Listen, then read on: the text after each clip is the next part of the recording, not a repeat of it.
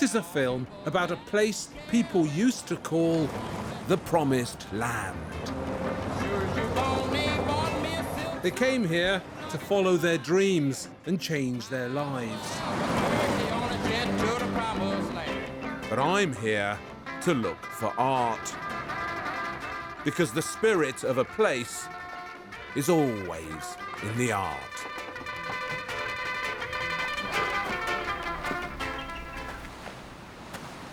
That's the Spiral Jetty.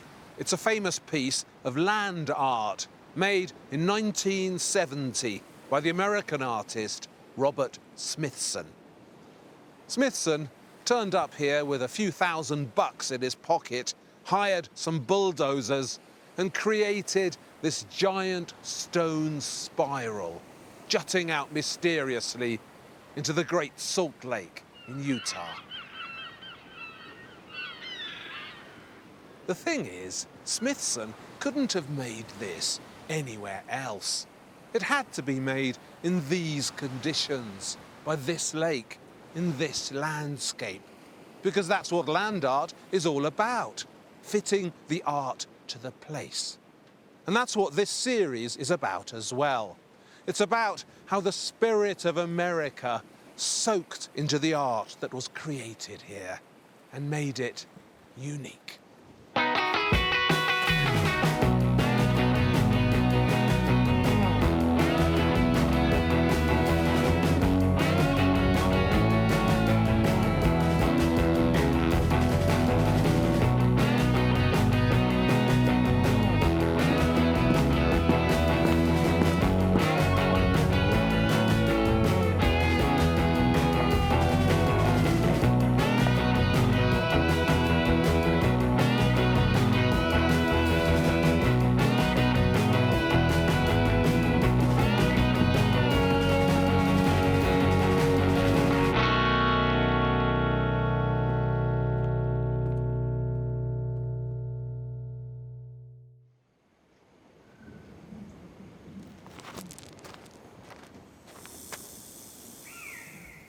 If you keep going across America, you eventually get to the Wild West.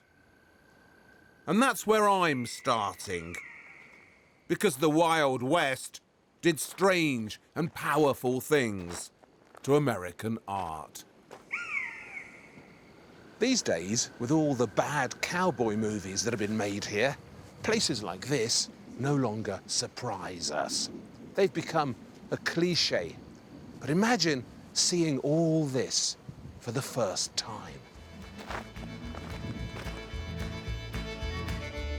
Imagine coming over the mountain on your trusty mule, and this looms up in front of you.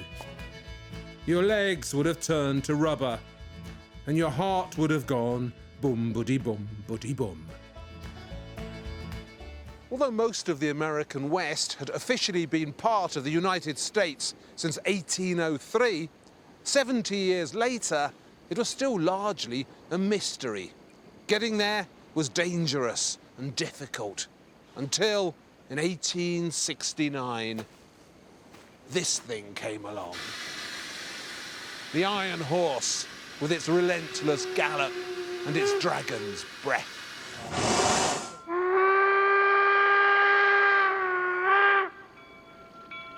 With the construction of the Transcontinental Railway, the American West was finally open for business, and all kinds of shady characters piled onto the trains to take advantage of the opportunities. Gamblers, bandits, gold diggers, they all got on the train. And so too did those especially dangerous desperados, the artists. This is Green River in Wyoming, and that is the so-called Castle Rock, made famous by this fellow here, Thomas Moran from Bolton in Lancashire. Moran was 7 years old when his father packed his family onto a boat in Liverpool and swapped the satanic mills of Lancashire for the promised land. Little Thomas grew up to be a talented artist, and in 1871, just after the railways got here, he turned up in Green River as part of an official government survey that had arrived here to map the newly opened lands of the West. When Moran painted the Green River, this was already a squalid little town with a railway running through it. One of those feral frontier throw-ups they called Hell on Wheels. But you wouldn't know it from his sublime evocations of it. One of his tricks was to build a scaffold from lightweight bamboo, and from the top of it, he'd look down on the land, a God's eye view that made the West look even more awesome than it already was. The Indians he painted, trekking through the valley, were invented.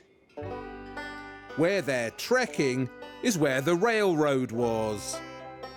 And as for those colours, those burning yellows and fiery oranges, those were stolen directly from Turner.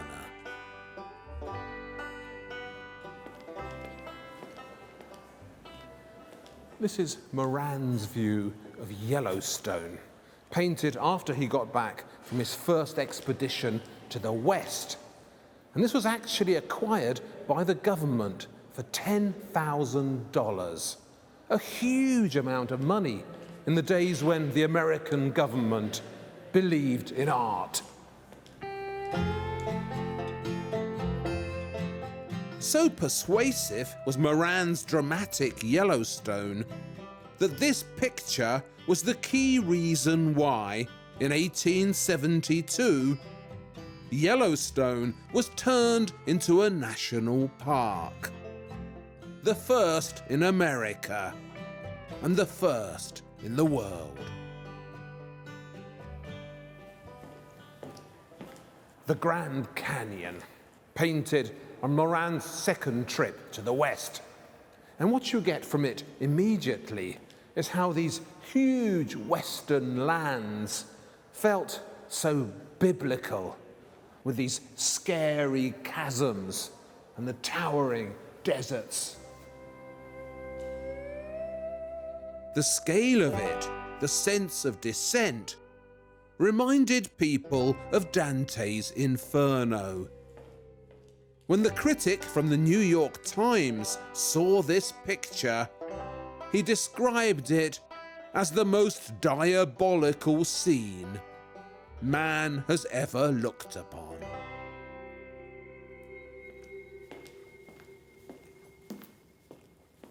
And here at the Autry Museum in Los Angeles, made famous by the singing cowboy, Gene Autry, they have the third of Moran's great picturings of the American West, the Mountain of the Holy Cross.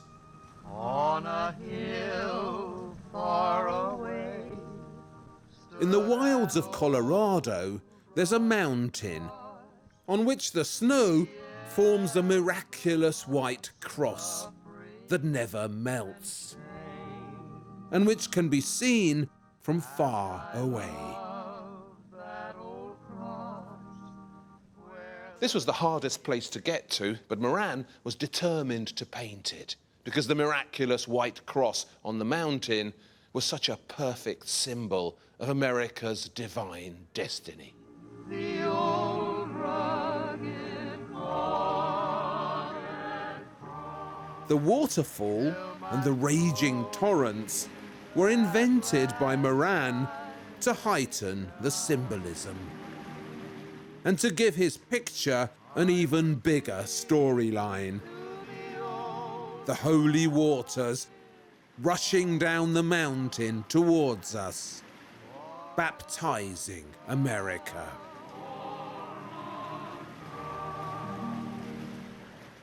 Moran wanted to hang his three great paintings of the West, the Yellowstone, the Grand Canyon, and this, all together, like a giant altarpiece, a triptych. But Congress wouldn't lend them, so it never happened. Not in real life, anyway. But this isn't real life. This is TV. And on TV, we can do what Thomas Moran wanted. And we can do more than that. We can also jump ahead in time and see how the rhythm and the dimensions and the sublime presence of the American landscape soaked into the national art. These are by Clifford Still, the loner of abstract expressionism and a man of the West. Feel his moods. Look where they come from. And what about this from Jackson Pollock, hero of the American West, and this film's ultimate destination?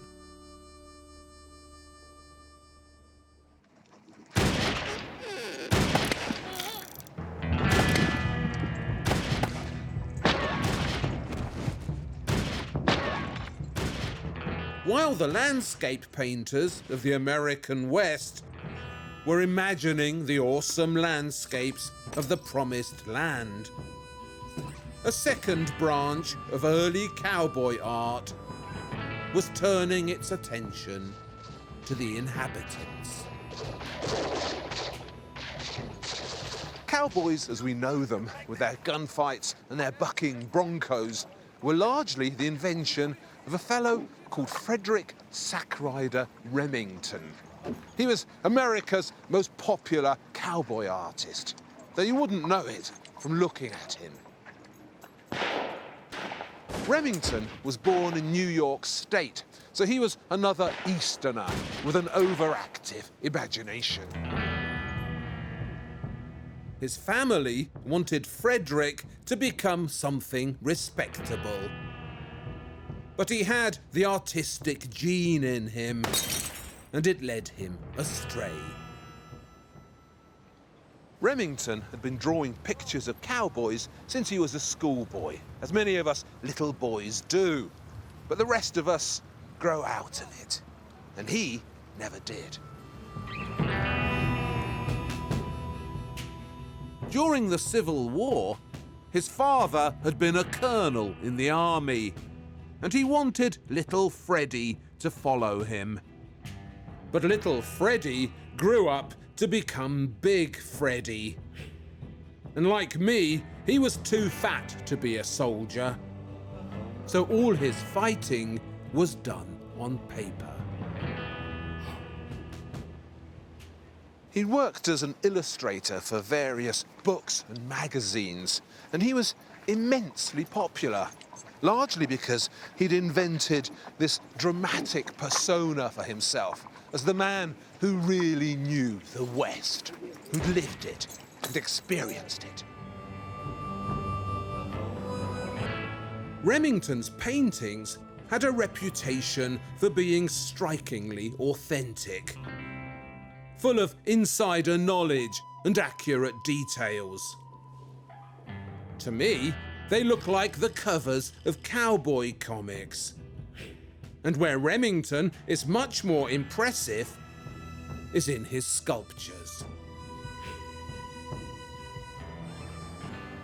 This is his most ambitious horse sculpture. It's called Coming Through the Rye. And if you know your Scottish poetry, you'll know that Coming Through the Rye is a line from a poem by Robbie Burns. It's later turned into a famous song.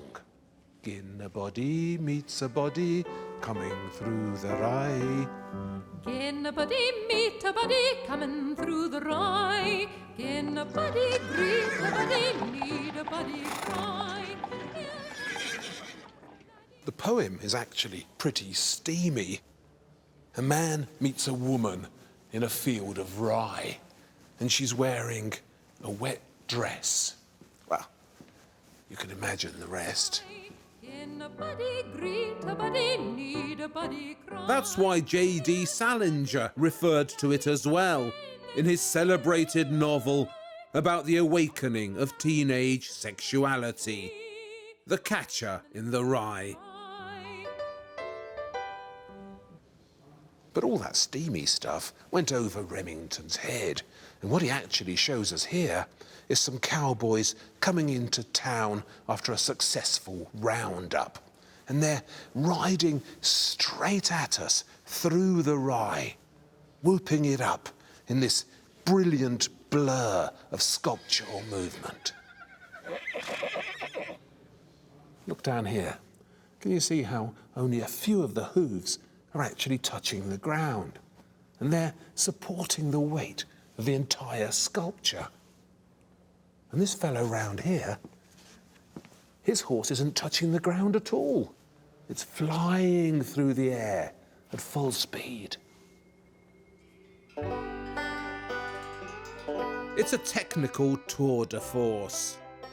Remington's sculptures are as ambitious as any statues produced in the Renaissance. But where a Renaissance bronze might show you the labours of Hercules or the battles of the gods, Fat Freddie Remington gives us a bunch of whooping cowboys heading for the saloon.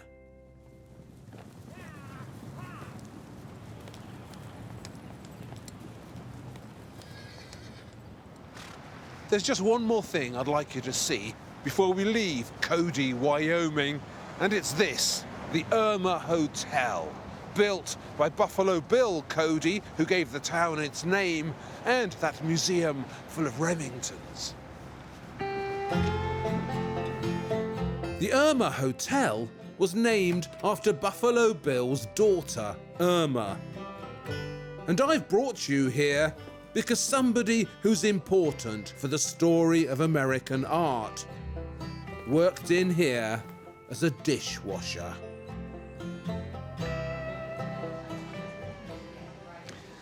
It was a fellow called Leroy Pollock.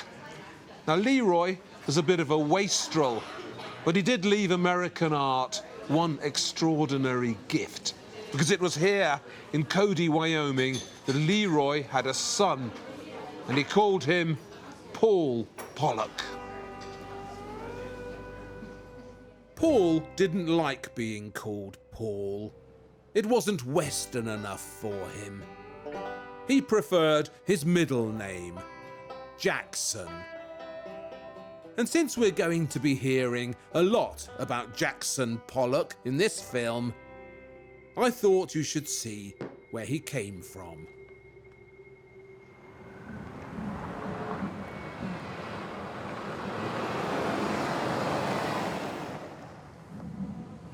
Gunfighters and bronco busters were not, of course, the first inhabitants of these extraordinary lands.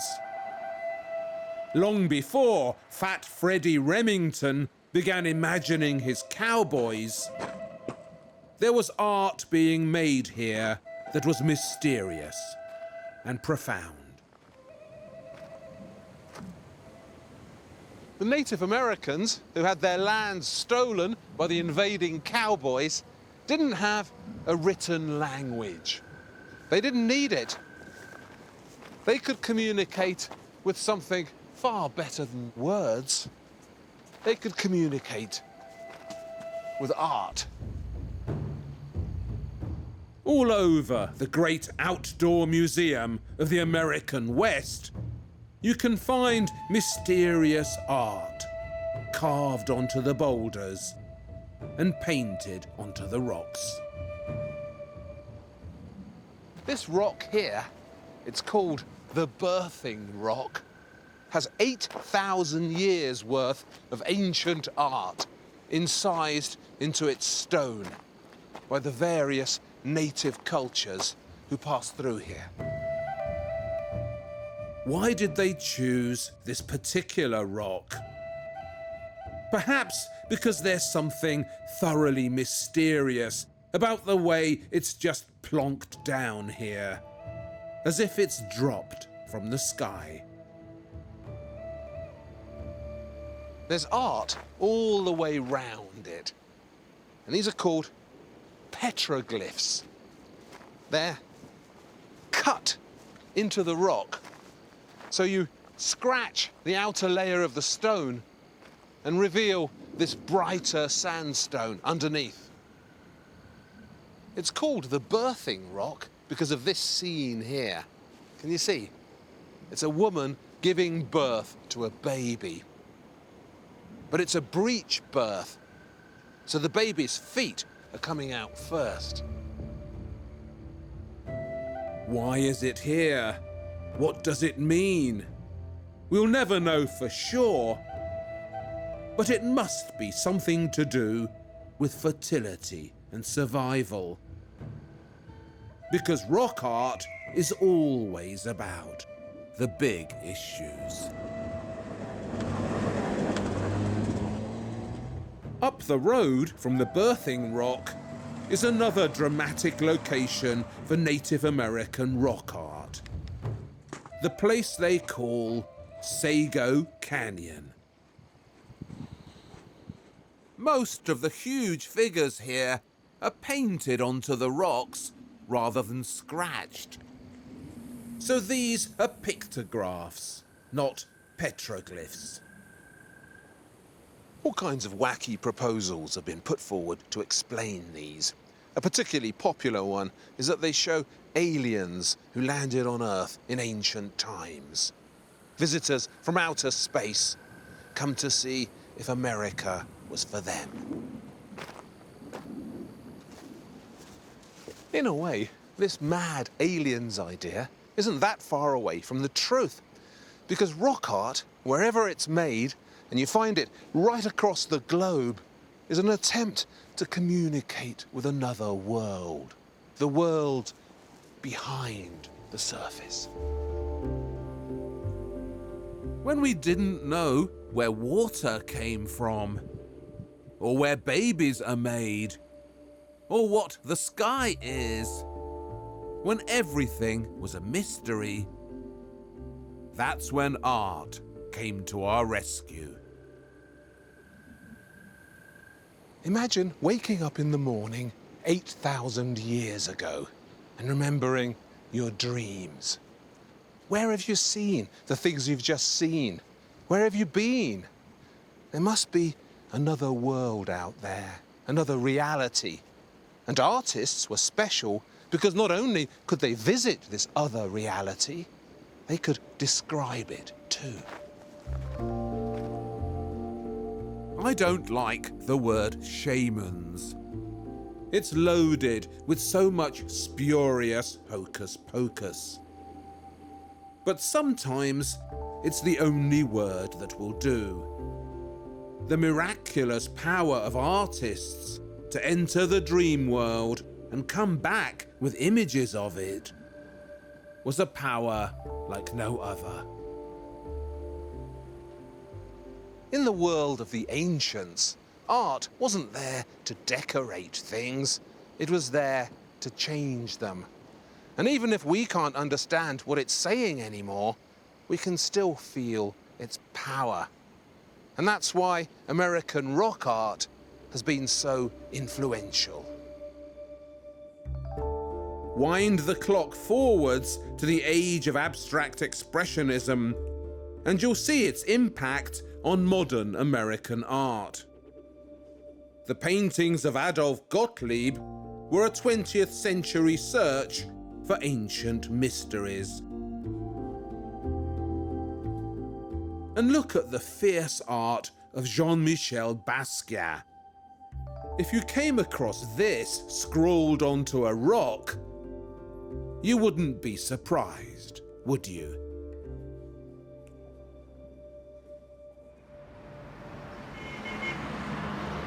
After bumming around America, searching for work in Arizona, California, The Pollock family from Cody, Wyoming, ended up, like so many pilgrims before them, in the City of Angels.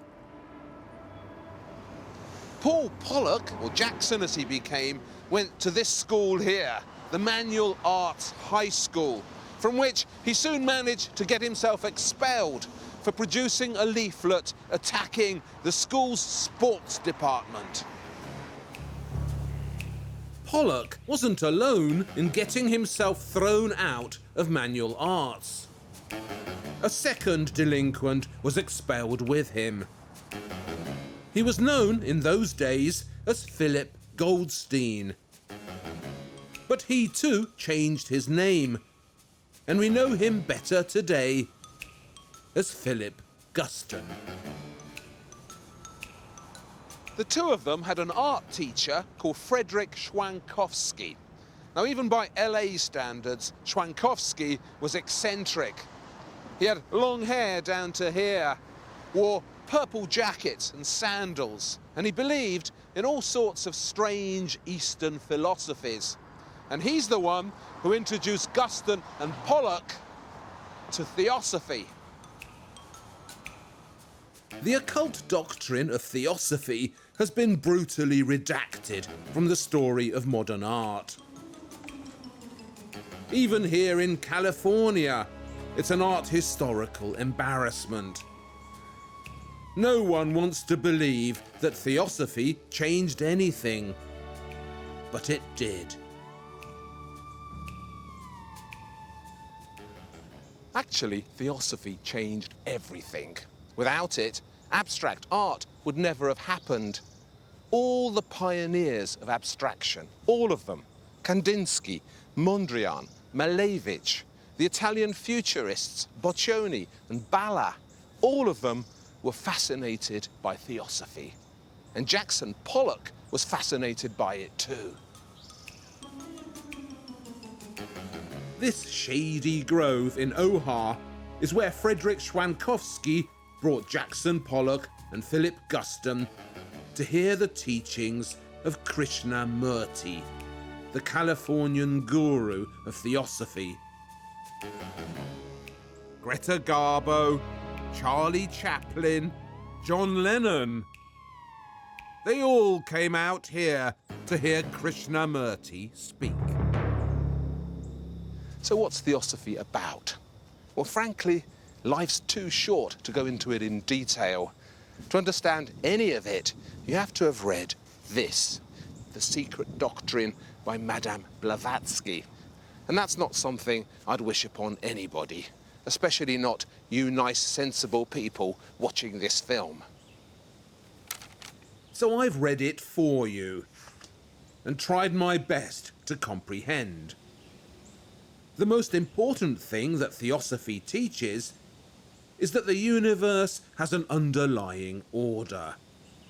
That the stuff on the surface is just stuff on the surface. Below it, there's a deeper reality. And that's what artists need to show. So it wasn't that different from what the Native Americans believed, that there was a universal reality beyond the visible reality, and that only artists could see it.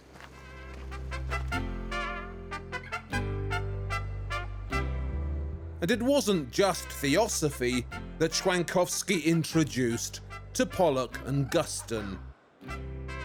He was also a fervent communist with a passion for Mexico and its art.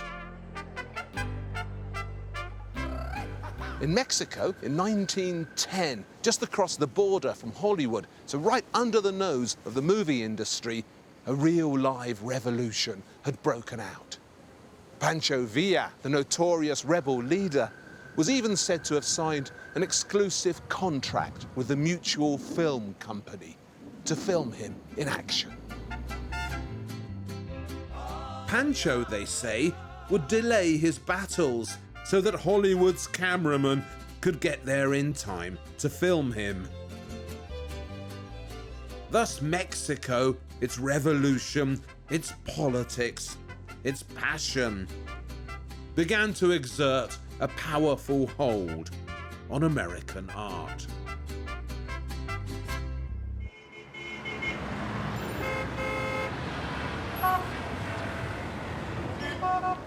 Mexico City, where your pulse quickens as soon as the plane lands. What an exhilarating city it is, and what great art treasures it holds. I love Rome. I love Venice. I love Paris, St. Petersburg, New York. They're all great art cities. But for sheer excitement, for that raw artistic thing that makes your heart go boom-buddy-boom-buddy-boom, the art of Mexico City is in a league of its own. This is the Ministry of Education, painted in the years 1922 to 1928. The mural masterpiece of Diego Rivera. This used to be a Dominican convent, but after the revolution, it became the Ministry of Education. And Rivera was handed the entire space, 15,000 square feet of it, to fill with his revolutionary murals. They call this the Sistine Chapel of the Americas. It's a display of ambition and invention, the like of which the New World had never seen. Rivera had travelled extensively in Italy, and he'd seen how, during the Renaissance, the monasteries of Florence were filled with frescoes. But this is more than a tribute to the Renaissance. This is an attempt to outdo it. Anything Giotto could do in Florence, Diego Rivera could trump in Mexico City. Altogether, there are 235 fresco panels in here, and Rivera single-handedly painted most of them.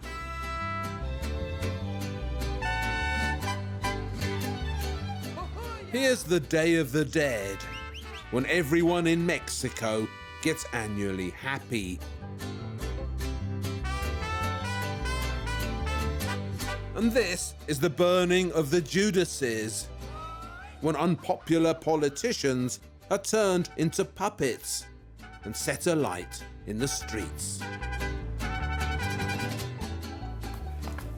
But Rivera saves his best moments for up here on the next floor, where the gringos and their filthy capitalism come in for a fearful bashing.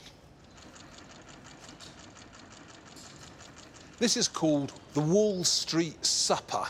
The rich bankers of Wall Street, the Rockefellers, the J.P. Morgans, are seated at a capitalist dinner, tucking in to the gold ticker tape of the stock exchange. And the culmination of it all is up here, the overthrow of the capitalists in the Mexican Revolution. Here's the battle in the trenches in 1910. And then, a few years later, handing out guns to the soldiers. There's someone you may recognize. Ah, yes. The proud and redoubtable Frida Kahlo. Rivera's wife, heroine of the revolution, handing out rifles to the rebels. So yes, it's agitprop, but agitprop that thrills and delights. When this was painted, most Mexicans had never been to school and were still illiterate. Murals became the chosen art of Mexico because they spoke to all of the people, all of the time.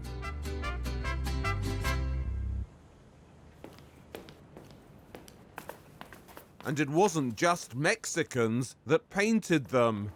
Visiting Americans were at it too. This faded whopper in the small town of Morelia, 3 hours out of Mexico City, was painted by Jackson Pollock's buddy, Philip Goldstein, who became Philip Guston. It shows the forces of evil being bashed up by the forces of good.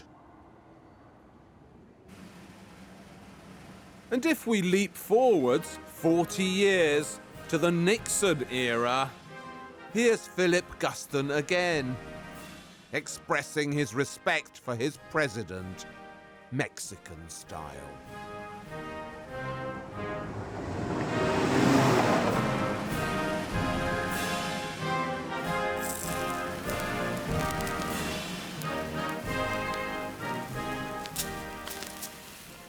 Do you know when the Star-Spangled Banner became the national anthem of America?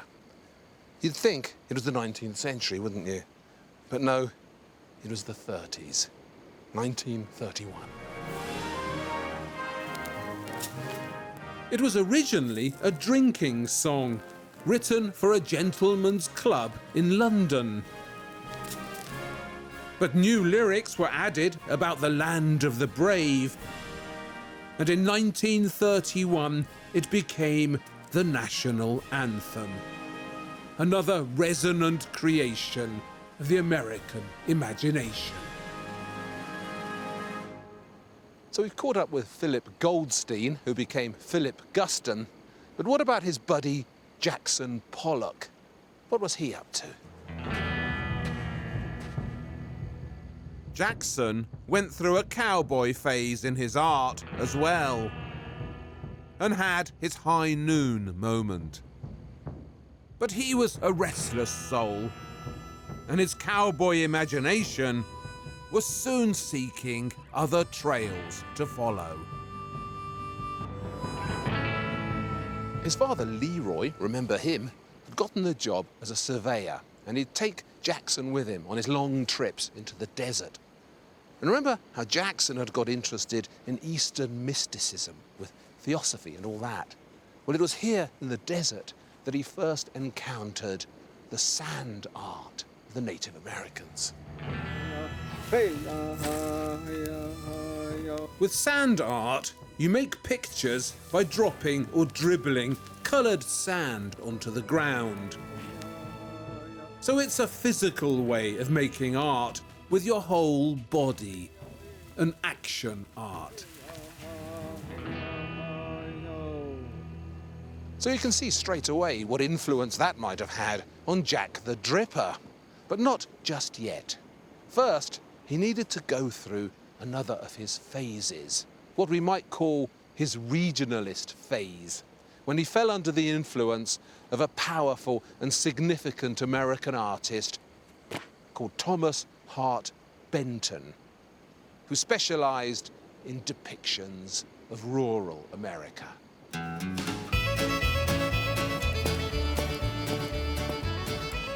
Rural America was a hot topic in the 1930s, a subject that stirred deep emotions. And Thomas Hart Benton was the chief stirrer. This was painted specially for the Country Music Hall of Fame, the marvellous museum here in Nashville, and it shows the origins of country music. It's like a Jamie Oliver recipe of all the ingredients that went into country. A bit of gospel, a bit of banjo, lots of fiddle and guitar, and a big smoking train bringing its chug, chug, chug to the sound of country.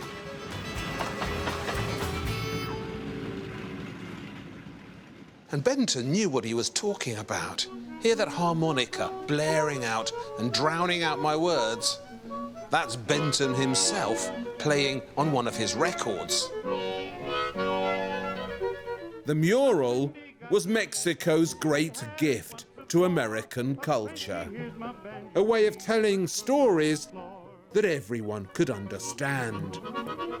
And Benton didn't half pump them out.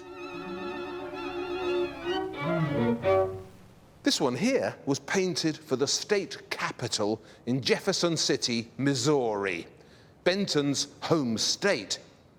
And it tells the story of Missouri, the industry, the cornfields, the fun that was had here, and the horror.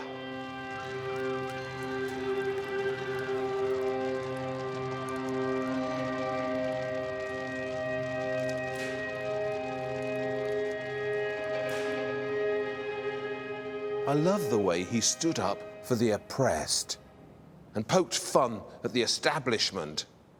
And the brainwork involved in planning all this is so impressive. The way it unfolds around you with these interlocking scenes. It's like a 3D comic book. We know exactly how he did it because there's a film of him making his murals, and the process is fascinating. He first experiments with rhythmic designs or dynamic patterns. He'd start with a flow chart of the mural's abstract movement. No figures, just the rhythm he wanted, the abstract underpinning. He has a good basic pattern. Once he'd got the overall rhythm, he'd start sketching in the figures, still keeping the abstract design, but filling it with recognizable shapes. The pencil drawing is given third dimension in a clay model. Next, he'd make a sculpture in clay of the entire scene. Position all the figures to see how the light falls on them. And when that was done, and only then, he began painting, putting in the colours, the final layer, the icing on the cake. So all these great mural cycles of his have an abstract framework to them, lurking under the bottom of the image. You can't always see it, but it's there. And they were all painted with egg tempera. And when he painted this, his masterpiece in the Metropolitan Museum in New York, it's called America Today. The rumor is that he was paid with eggs, not money, eggs. Painting with egg tempera is a wispy, delicate, and busy process. The brush flicks and slides, dances and twitches, and there's a sense of perpetual motion to it all. Now, all these lessons about starting with an abstract rhythm, painting in layers, painting quickly and wristily, these were all things that Benton was teaching his students, and his students repaid him by modelling for his murals. Like this fellow here, who's whipped off his shirt and who twists heroically like a Michelangelo slave. That is Benton's most loyal and celebrated pupil. That is Jackson Pollock.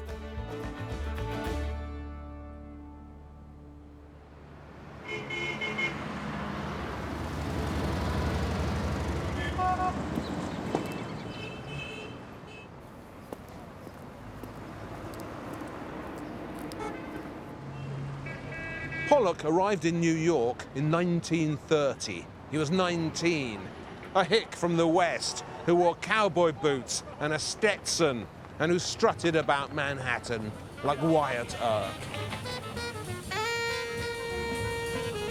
As soon as he got here, he enrolled as a student at the Art Students League, an independent art school for painters who wanted to get better. Benton was a teacher here, and he had his work cut out. Because according to the people who knew Pollock in his first days in New York, when it came to art, he wasn't a natural. This is his first and only self-portrait. It's scarily intense, black, bleak, and clumsy. Benton, to his credit, saw through the clumsiness and spotted something real in there. He took Pollock under his wing, nursed him, educated him, and, as we saw, used him as a model. There's Jackson again, playing the harmonica in another Benton mural, which lists all the fun you could have in America. They were so close that Pollock moved into the same house as Benton, here in 8th Street, number 46. And that's where he developed a fierce crush on Benton's wife, Rita, who played with him flirtatiously and helped to derail him. Pollock had been a drinker since he was 15, but it was in New York that it became a problem. There was something harsh inside him, something brutal and primitive. It came out when he drank, and it came out when he painted. The drinking got so bad, he was forced to see a shrink. And for 4 years, he was in psychotherapy. And it all came spilling out.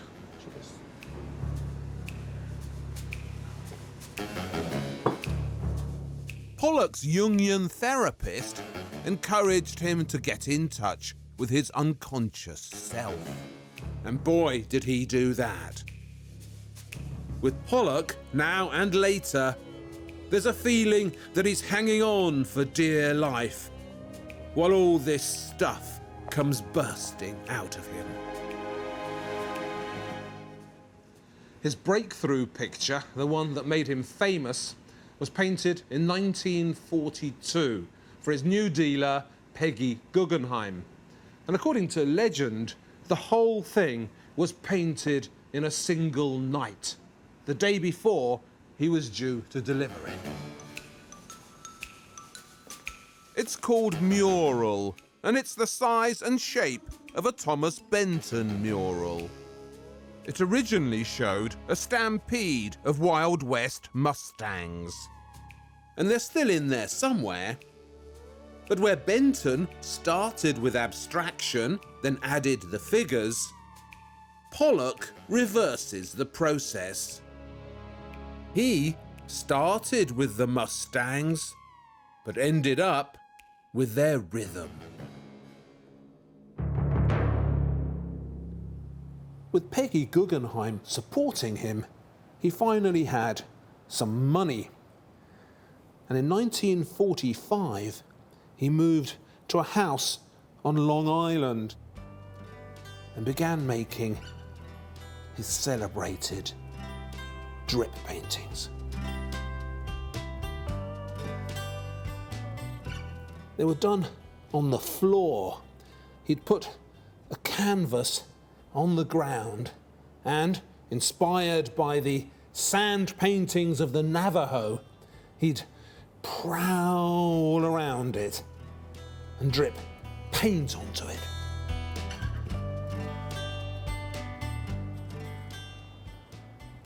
He began with some figurative shapes, heads, bodies, faces, whatever jumped into his mind, indicated quickly with a runny black paint that responded immediately to his twitches and thrusts. And there was always music playing. Not country music like Benton, but jazz. That's the music that suited his rhythm. He'd put jazz on the record player and play it night and day, over and over again.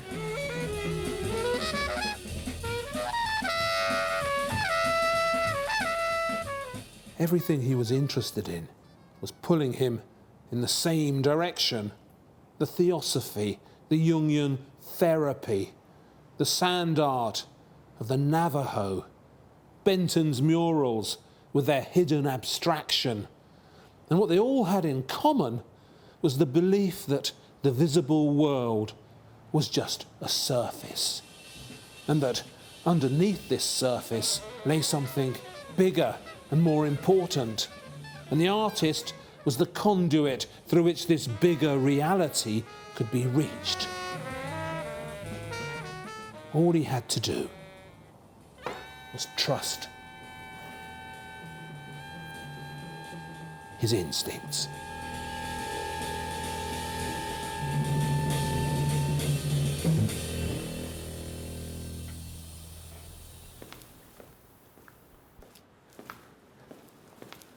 This one is called Lavender Mist. It's in the National Gallery of Art in Washington, and it's one of his greatest paintings.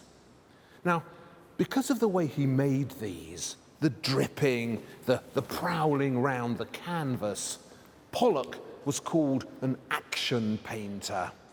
But to get the most out of his art, you need to be an action visitor. There's no point standing in one place to look at Jackson Pollock. You too need to dart about, in and out, left and right, backwards and forwards. The art never stops moving, so neither should you. Sometimes it's like looking through a microscope at tiny details. Other times, it's like staring up at the cosmos. It wasn't the Stetson or the cowboy boots that made Jackson Pollock a Wild West artist. It was the bigness of his vision, the cosmic scale, that taste for infinity. So this is abstract expressionism, the first truly American art movement, when all the dumb and inchoate stuff inside came bursting out in an unstoppable torrent.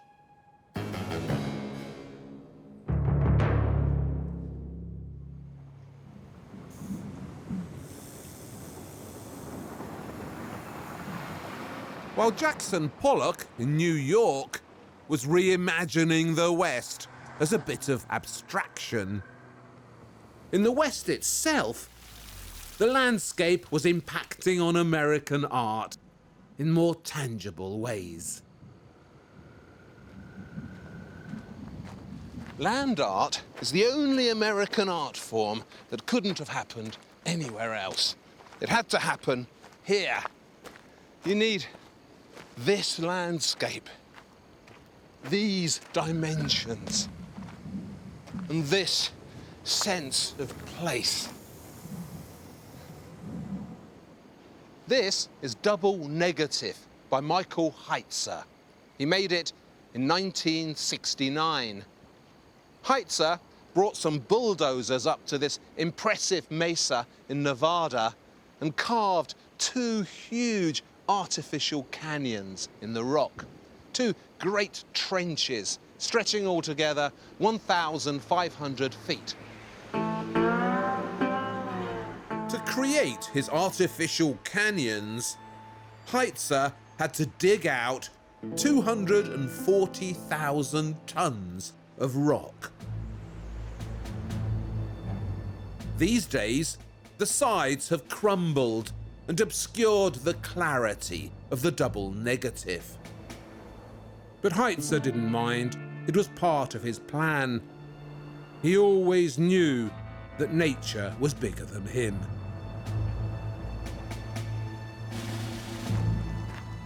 And these here are the sun tunnels, created by Nancy Holt in 1976 in the Great Basin Desert of Utah. All these concrete tunnels are aligned to the sun, and at different times of day, the sun and the shadows do different things. But the daddy of all examples of American land art, the greatest land art moment in the West, is the Spiral Jetty.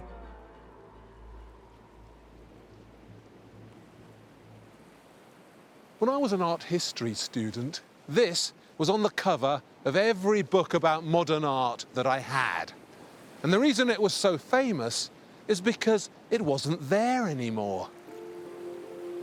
When Smithson created the Spiral Jetty in 1970, the waters of the Great Salt Lake were at a historic low. But soon after he finished, they rose again. And for 30 years, the Spiral Jetty disappeared from sight. It popped up again in 2002, just in time for the new millennium. And I've been to see it a couple of times since then, and every time it's different. The first time I saw it, it was gleaming white. The salt crystals in the water had caked the rocks and given the jetty a Christmas look. So I hopped across it like a kid in the snow. But that's not how it looks today. Today, the changing climate has turned the Great Salt Lake into a desert. And Smithson's stones stick out of the sand like bones. And see how the water around the stones is this spooky red. That's this tiny shrimp that survives in these salt waters, millions and millions of them, looking like blood that's soaked into the Great Salt Lake. Smithson never intended this to be a happy artwork. He was a sci-fi fan, and he chose this location, he said, because it had a sense of decay about it, an atmosphere of entropy. And that's the thing about the Wild West. It was largely a work of fiction. Everyone who's looked at it has imagined things that may or may not be there. What you see is what you want to see.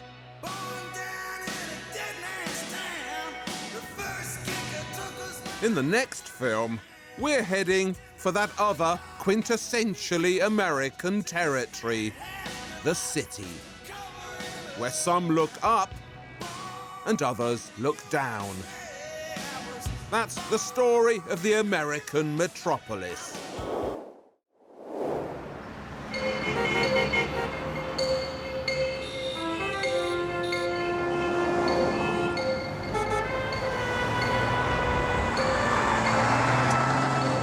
Michelangelo has obviously never been to New York.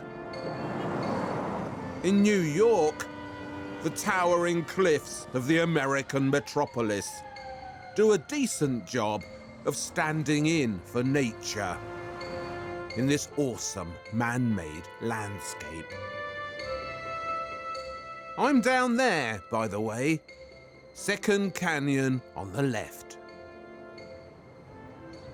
When you're looking up at the city from down here, and it's thrusting into the sky, soaring into the light, you can see immediately why it's inspired so much exciting art.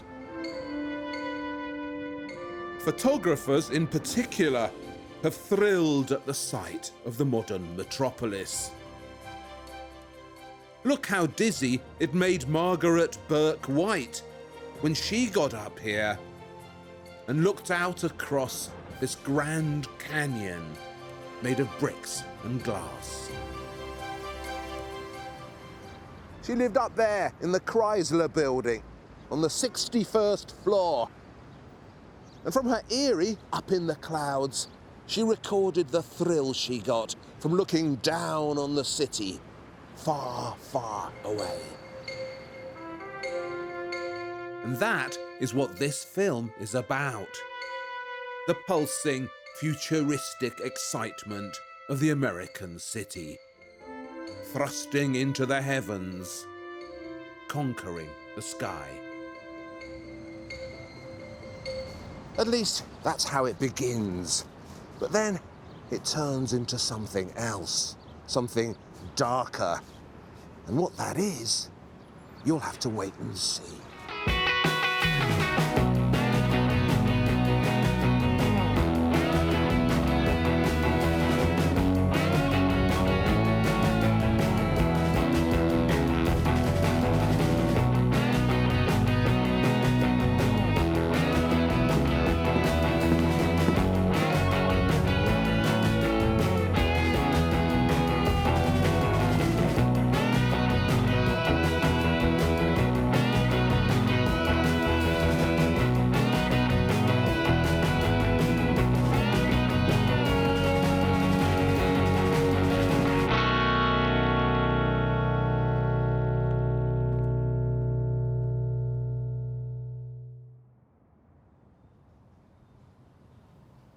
This is where Margaret Burke White had her studio, up on the Chrysler building. She specialised in technical photography, and when the Chrysler was being built in 1928, she was commissioned to photograph the building process. But she liked it so much up here that she decided to live here, got herself a studio, and woke up every morning to that. The Chrysler building was named after the Chrysler Motor Company and its owner, Walter P. Chrysler. When it was built, it was the tallest building in the world, deliberately streamlined and sleek. The famous gargoyles that jut out of the balconies up here, the ones Margaret Burke White is sitting on in those scary photos of her, they were modelled on this, the hood ornament of a Chrysler car, a soaring eagle representing the conquest of the skies. And there were more of these futuristic gargoyles on the 31st floor. A flying mermaid based on this, the radiator cap of a Plymouth Coupe, one of the best sellers in the Chrysler range. As for the gleaming silver spire that tops the Chrysler building so majestically, that was made from a new fabric imported from Germany. An amalgam of silver, nickel and steel called Nirosta, developed by the Krupp Company in Essen, better known for producing U-boats and tanks. You know, this view up here reminds me of that painting we saw in the last film, the one about the Wild West. That stunning view of the Grand Canyon by Thomas Moran. The one which critics said looked like a view into Dante's Inferno. What's certainly true is that up here and down there are two different worlds, and that down there another reality was taking shape. America was on the cusp of the Great Depression. It just didn't know it yet. You know, before the advent of the skyscraper, the only tall, thin bits of architecture in the Western world were church spires or lighthouses, symbols of hope poking up on the skyline. That's why the Chrysler building, with that elegant, pointy top, looks like a futuristic lighthouse. The modern metropolis was being invented. But the message it was trying to convey was the old architectural message of hope and salvation. This is another famous landmark of modern New York, the Brooklyn Bridge, which spans the East River between Brooklyn and Manhattan. So this really is a bridge over troubled waters. When it was built, this was the longest suspension bridge in the world. A miracle of modern engineering. But the famous arches of the Brooklyn Bridge have stolen their shape from a French cathedral. Their giant clerestory windows soaring gothically into the heavens. Lots of artists have painted the Brooklyn Bridge with its looming Gothic symbolism.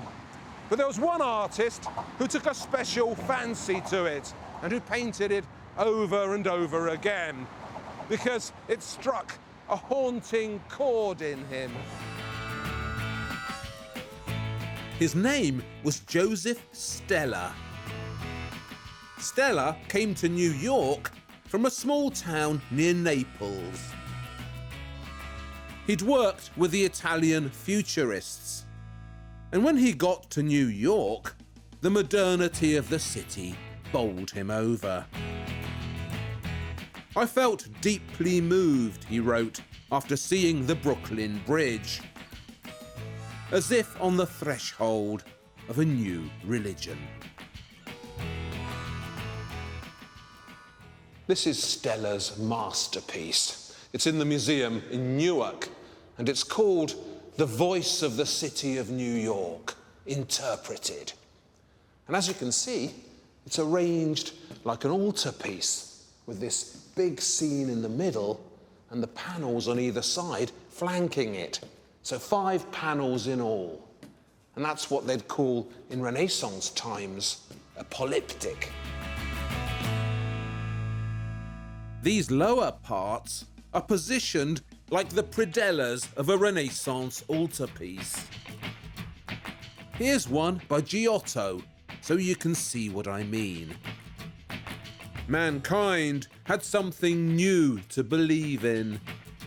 It could believe in progress. There's the Brooklyn Bridge with its looming Gothic arches. And here in the middle, the towers of the city, the skyscrapers, rising up like lighthouses. And over here, Broadway with its glowing halo of bright angelic colours. And the whole thing is throbbing and pulsing with this new electric energy. So it's an altarpiece to progress. And the other thing it looks like is a stained glass window with these pulsing colours and the black tracery and that sense of light streaming through it. It's the modern metropolis as the saviour of civilization. And that's how Stella saw it. But it's not how everyone else saw it. Looming up on America's horizon was the biggest economic meltdown in modern history. The Great Depression. Where did progress really lead? It led to this.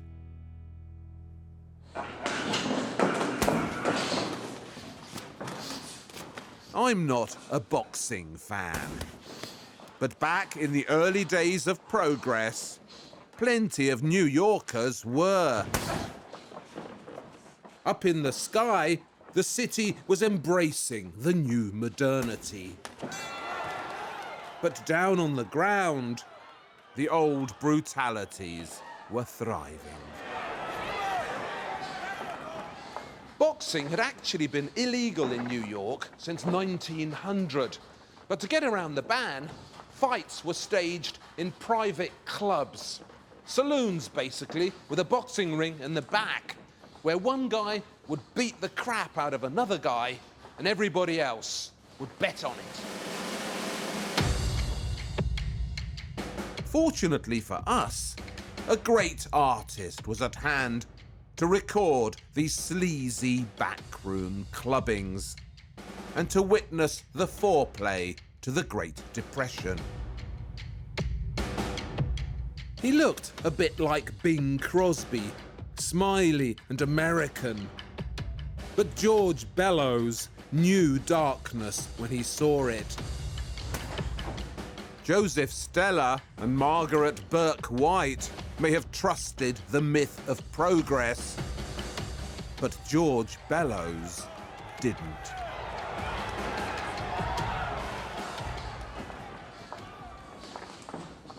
In his youth, Bellows had been a talented sportsman. He was so good at baseball, he was asked to turn professional by the Cincinnati Reds, but he chose art instead and became one of the very rare artists who made sport the subject of their best work. In fact, he's the only one I can think of. But Bellows's boxing pictures aren't just boxing pictures. The black heavyweight winning this savage tussle in 1909 is Jack Johnson, the first black heavyweight champion of the world. By celebrating Johnson's victory, Bellows was fighting his own brave fight against national prejudice. Bellows' studio was across the road from a dive called Tom Sharkey's Athletics Club.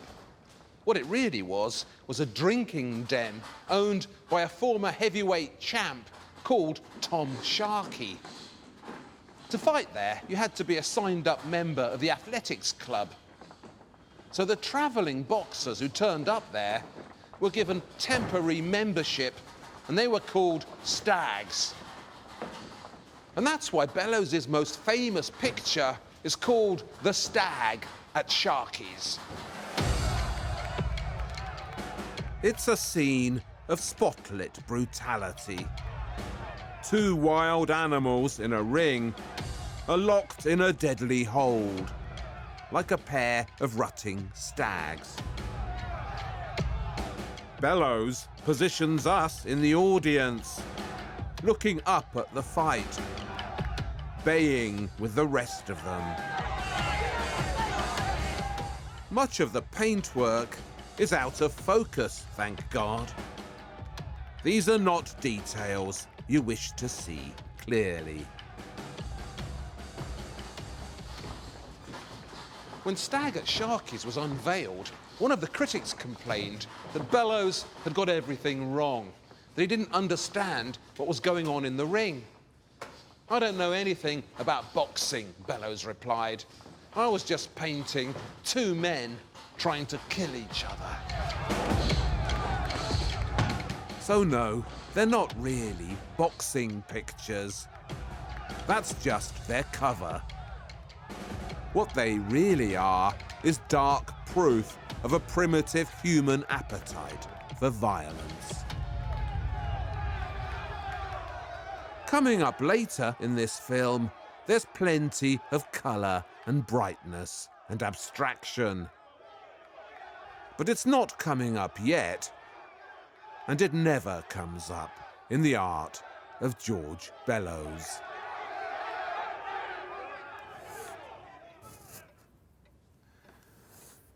You know, one of the things I like about American art is how many American artists started out as cartoonists.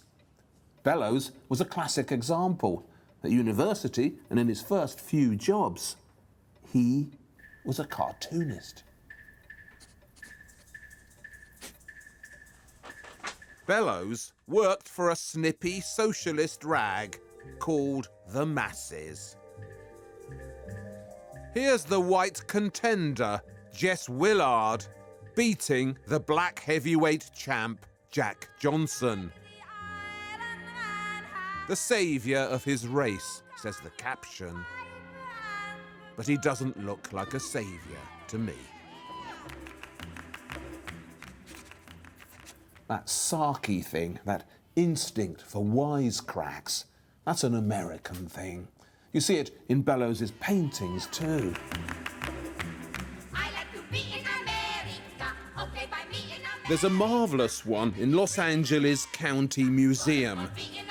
A view of a crowded New York tenement, which he called the Cliff Dwellers. In the modern city, the poor and the disadvantaged were now living like prehistoric troglodytes.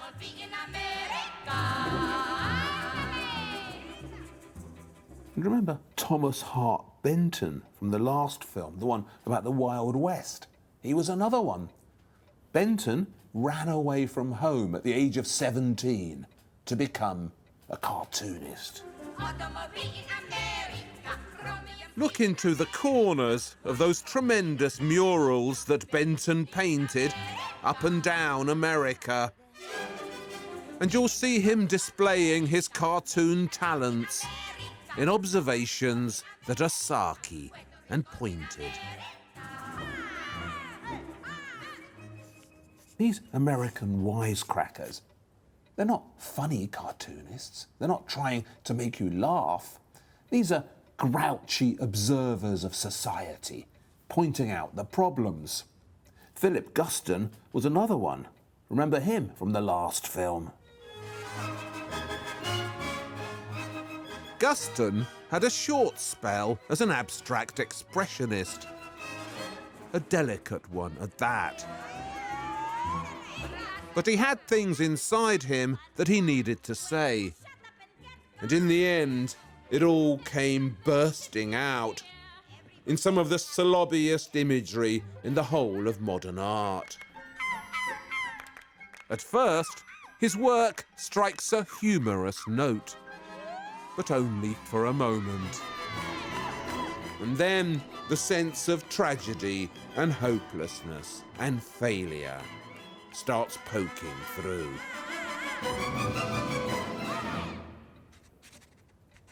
Guston started out as a cartoonist.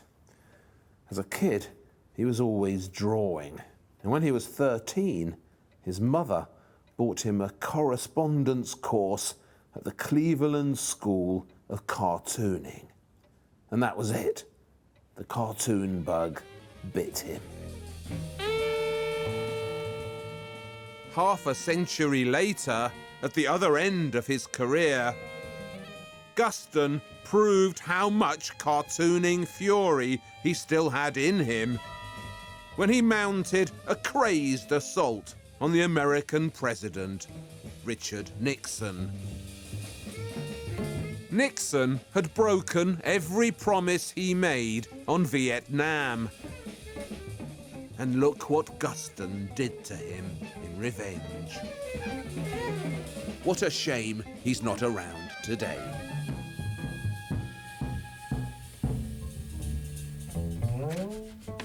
Now, of course, all this didn't happen in Europe. European artists were in the serious business of progressing modernism, the new religion. Humour was never part of their armoury. But these wisecracking Americans were different. They worked in newspapers because they had to. Times were tough, and you worked where you could to fund your art. This is a painting by Ad Reinhardt, perhaps the most hardcore of all American abstractionists. Art doesn't get blanker than this, or more provocatively black. So that was what Reinhardt was showing in the galleries, but at the same time, he was working for various New York newspapers as a cartoonist, pouring out twisty observations on the subject of art. Ha ha! What does this represent? What do you represent? Funnily enough, my first job in journalism was doing cartoons. And they were awful, of course. So one day the editor turned round and said, "Is there anything else you can do?" And I started writing art reviews. But I still have faith in the cartoonist's vision and the subversive attitude that goes with it. It brought something different and edgy to American art, and particularly to a painter who specialised in depicting the sleaze and the decadence of New York in the 30s. Reginald Marsh was his name. So, this is my idea of a funny New York cartoon.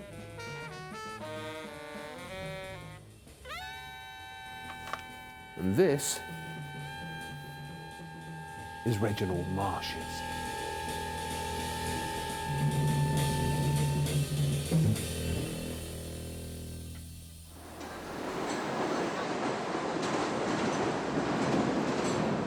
The Great Depression was triggered by events on Wall Street in 1929. And as the black clouds of economic misery settled on Manhattan, the poor and the disconnected headed for Coney Island. It's where you went to get away from it all, and it still is. Reginald Marsh loved coming to Coney Island.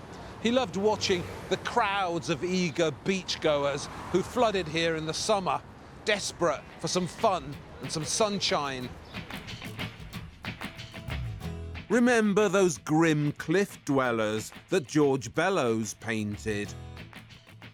The urban troglodytes crowded into dark tenements, stacked up like chicken coops. Well, those same urban troglodytes turned into something else when they got to Coney Island. They turned into Reginald Marsh characters. The New Yorkers who populate Reginald Marsh's art seem temporarily to have forgotten that the economy's crashed, that they live in chicken coops, and that there are no jobs out there for them. Cruising women with a spring in their step and a thrust in their hips. Mae West playing in the cinema. Happy spivs hanging around the box office. Great Depression. What Great Depression? Marsh was actually born in Paris. Both his parents were artists, and he studied art at Yale. And his first job was, yes, you've guessed it, as a cartoonist. First for the New York Daily News, and then for the New Yorker. As a cartoonist, he was wry and sneaky, and he made his points in an American way, with a joke or a sarky aside, sticking in the knife with a wisecrack. The cartoons were clever and sneaky, but his paintings were something else. The paintings seemed to reconnect him with his French origins, and they're full of life and exuberance. It's as if he'd opened up a large tap, and all this New York energy came surging out. So many people in such writhing crowds, out to enjoy themselves. What I like most about Marsh's Coney Island pictures is the complete absence in them of a censorious tone. There's no finger wagging or tutting. All sorts of wild things were going on around him, and Marsh didn't disapprove of any of them. It's as if he understood, fully and open-heartedly, why New Yorkers in the 1930s needed to come to Coney Island. Why they fled the tenements and the labour exchanges and flocked instead to the cinemas and the beaches. The men in their sharpest suits, the women in their brightest dresses, descending on Coney Island to forget. There's a fabulous painting by him of a woman from Harlem strutting down the street like she owns it. I'd love to show you the actual picture, but it's in the Bill Cosby collection, so I can't. I can only give you a rough idea with some magazine photos from the era. There she is, strutting down the street in a dress so brazenly yellow, it stings the eye. In years to come, issues of race would push to the front of American art. But in these early decades, they were largely silent. Though when Diana Ross starred as Billie Holiday in Lady Sings the Blues, she borrowed the brazen yellow dress painted by Reginald Marsh and the attitude that goes with it. These days, you don't hear much about Reginald Marsh. That urban exuberance he captured here on Coney Island doesn't fit the usual storylines about New York in the 30s. It doesn't fit what was going on up there in Chrysler Building America.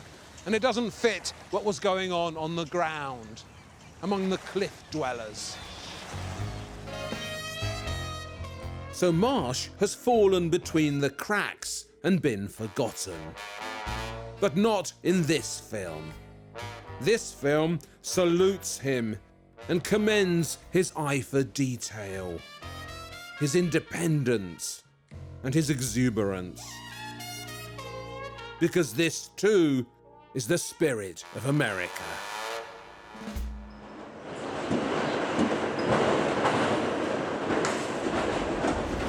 The L train, the elevated railway that ran up and down Manhattan, wasn't just a way of getting to Coney Island or travelling around New York. It was also a way of looking into New York.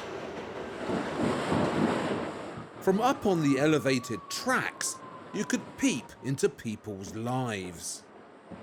Offices, kitchens, bedrooms, flashed by with tempting glimpses. And the most persistent of the artistic voyeurs who took advantage of this lofty viewpoint was Edward Hopper. No one in art has peeped through as many windows as Hopper.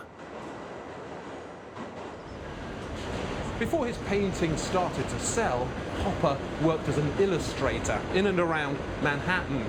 So he travelled a lot on the L train, and he'd look through the windows into the homes of all the strangers out there, and he'd imagine things about them. What's going on in this office? He's the boss, she's the secretary, and something's happening between them, but you don't know what it is. And this woman here is home alone, lost in thought, and completely unaware that someone is spying on her. There was definitely something creepy about Hopper, sitting on the L train, staring through the windows at all those women out there. But he wasn't a straightforward peeping Tom. It's not just voyeurism. There's something else as well. Something edgy and telling. Hopper's art seems always to notice the distance between people and how unbridgeable it is. However hard he stares at the women he glimpses from the L, he can never get inside their thoughts. They're always over there, and he's always over here. You must have had that feeling when you look at someone, a stranger, and you ask yourself, I wonder what they're thinking. And of course, you can never know, because other people's thoughts belong to them, not to you. And that is what Hopper painted. It's a powerful sensation, that sense of separation and distance. He was like that as a man as well, blank and unfathomable. His wife described him brilliantly. Sometimes talking to Eddie, she said, is like dropping a stone into a well, except that it doesn't thump when it hits the bottom. I think Hopper understood better than any American artist how, in the modern city, you can be part of the bustling crowd, yet still feel utterly alone. And Hopper was from New York. He belonged here. So imagine what it was like for all the foreign artists who arrived in Manhattan in these shifty years, looking for sanctuary and a home.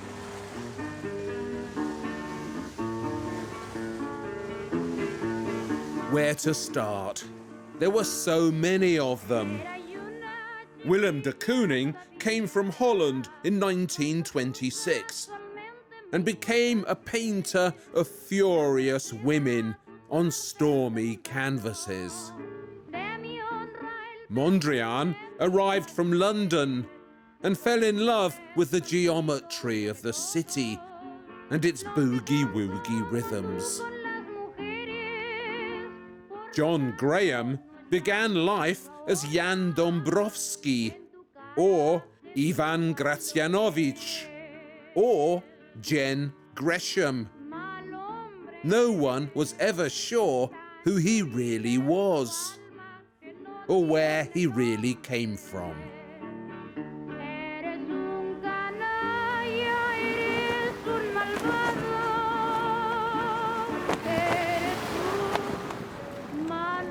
When foreign artists turned up in America, they were welcomed and sorted here, at the infamous Ellis Island. You know, there aren't enough stars or stripes on the Star-Spangled Banner to count the number of important artists who arrived on Ellis Island from somewhere else and became Americans. When it came to art, immigration made America great again. From Thomas Moran, born in Bolton, Lancashire, who wowed us in the last film, to Mark Rothko, born in Russia, in Dvinsk, who's coming up in a moment. The impact of foreigners on American art has been game-changing. What all these foreign artists brought with them was a range of influences and experiences that were new in American art, a fresh compost that helped it grow. But they also brought a sense of displacement, a feeling that they were from somewhere else, that they didn't belong here. It's an attitude that planted itself in American art and became a driving force. It inspired art that drifts and wobbles, and seems never to be anchored. It's great art and I love it, but its molecules are unfixed. The word Karl Marx used for it is alienation, having no roots, being disconnected. And that's what happened to an especially brilliant arrival here at Ellis Island, perhaps my favourite 20th century American painter, the artist who called himself Arshil Gorky. Gorky was an Armenian from Lake Van in modern Turkey. Born as Vostanik Manuk Adoyan in 1904, or perhaps 1902, or even 1900. This is him with his mother. There are a lot of myths about Gorky, most of them spread by him. When he came to America and changed his name, he said he was descended from the great Russian writer Maxim Gorky. Except that Maxim Gorky's real name was Alexei Peshkov, so that was a lie. Gorky's art, like his identity, kept changing shape. He started out as a Cézanne fan. Here's one of his early still lives, American fruit, looking very French. Next up was a Picasso phase, where he clunkily copied the master's touch. Later still, he did these for Newark Airport.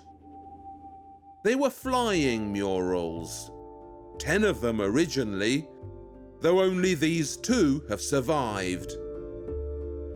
They're good, and there's definitely something aeronautic about them. But they still feel derivative, as if someone else invented the style. But this doesn't. This was painted in 1944, and it brought something completely new to American art. This is Gorky, aged 40 or 41 or 42, who knows? But he's finding himself at last. It's abstraction, but there's something figurative about it. The mood is outdoor, like a gorgeous Armenian orchard remembered from his childhood. But there's some Walt Disney in there as well, isn't there? And a bit of Tom and Jerry. This was new and it was brilliant. Gorky had fused all the things that went into him and invented a new visual language. For the first time in its history, American art was doing something no one had done before. A new kind of painting had slipped into the crack between figuration and abstraction. And personally, I'd be happy to keep showing you the gorgeous things that came pouring out of Arshil Gorky for the rest of this film. But that might make you think there was a happy ending, when there wasn't one. His art had triumphed, but his life began now to fall apart. In 1946, his studio burnt down and he lost a clutch of important pictures. And later that year, he was diagnosed with rectal cancer and had to have a colostomy. Then he broke his neck in a car accident and damaged his painting arm. And a few months later, his wife left him and took the children. Gorky decided to commit suicide. But he couldn't even do that properly. He tied various ropes to various trees, but none of them worked, until eventually, on the 21st of July 1948, he hanged himself from the roof of an old barn and finally finished it. Thus his end, like his beginning, was rootless and dark. But the darkness and the rootlessness seeped also into his art and nourished it. In human terms, it was a lousy deal. But artistically, it led to greatness.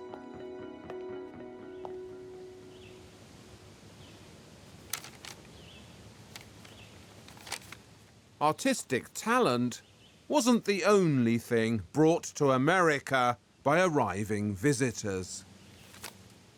There were also new ways of thinking and new religions.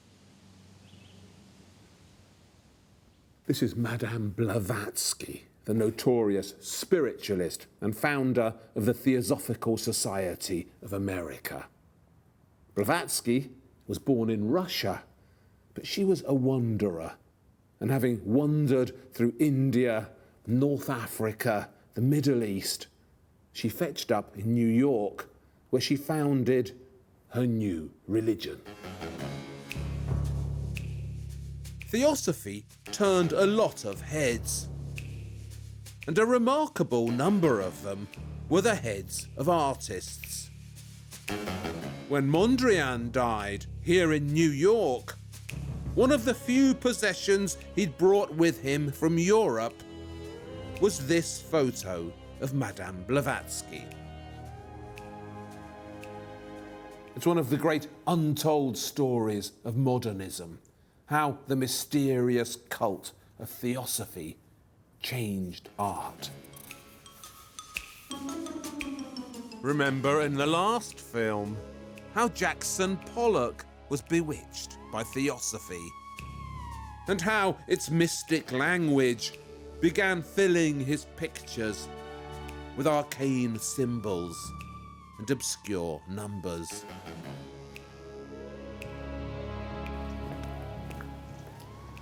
Theosophy's influence was remarkable. Hundreds of significant American artists fell under its spell, including Thomas Wilfred, who made these.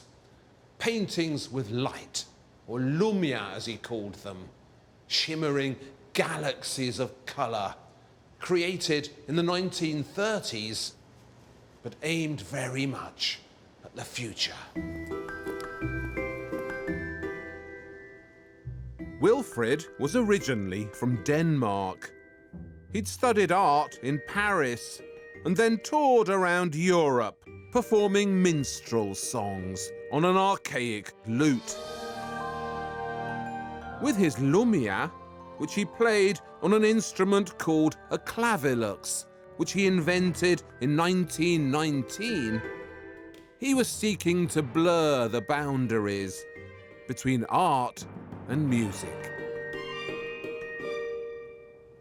The big idea in theosophy is that underneath all the small and visible realities in the world, there lies a divine super-reality, a limitless cosmic order that links everything together. That's why Gauguin, who lived next door to a theosophist in Tahiti, painted this strange picture of Jesus and Buddha sharing the path to enlightenment. In theosophy, the beliefs of the East and the beliefs of the West are the same thing. I suppose it's what these days we'd call New Age thinking. And here in America, this theosophical understanding of reality was particularly popular among the immigrants, like Thomas Wilfred, who washed up here uprooted and exiled. When you're far from home and you don't belong. How comforting to be told that there's something bigger out there. A reality that unites us and makes us one.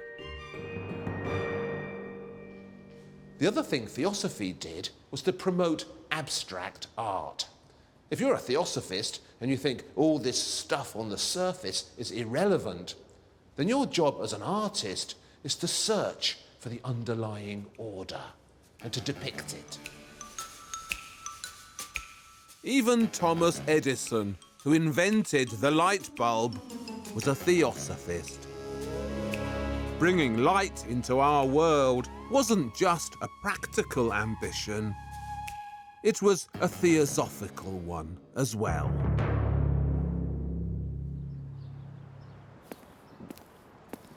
Of course, these days, it's totally unfashionable to point out that a mysterious occult religion founded by a Russian spiritualist was the driving force behind the leap into abstraction.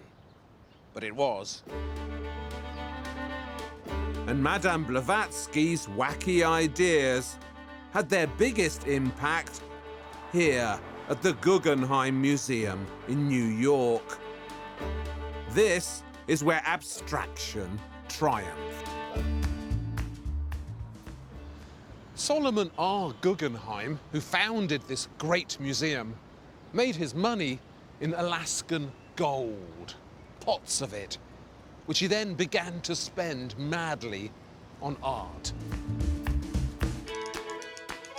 Guggenheim was a gold man, not an art man. So he asked for advice about what art to buy from the woman who painted this portrait of him. Hilla Rebay was her name. Actually, she was called Baroness Hildegard Anna Augusta Elisabeth Rebay von Ehrenweissen. And she was a genuine German aristocrat, another transported European with deep theosophical roots. Rebay discovered theosophy when she was 14 and sneaked out of her castle to study it. She started out as a figurative painter, but the more she thought about theosophy, the clearer it was to her that art needed a fresh start. For Rebay, modern art wasn't a style, it was a religion, a calling, something that would save the world. And when Solomon Guggenheim put her in charge of his collection, she began channeling all the Guggenheim resources into what she called non-objective art. Kandinsky, that keen theosophist, was a big favourite.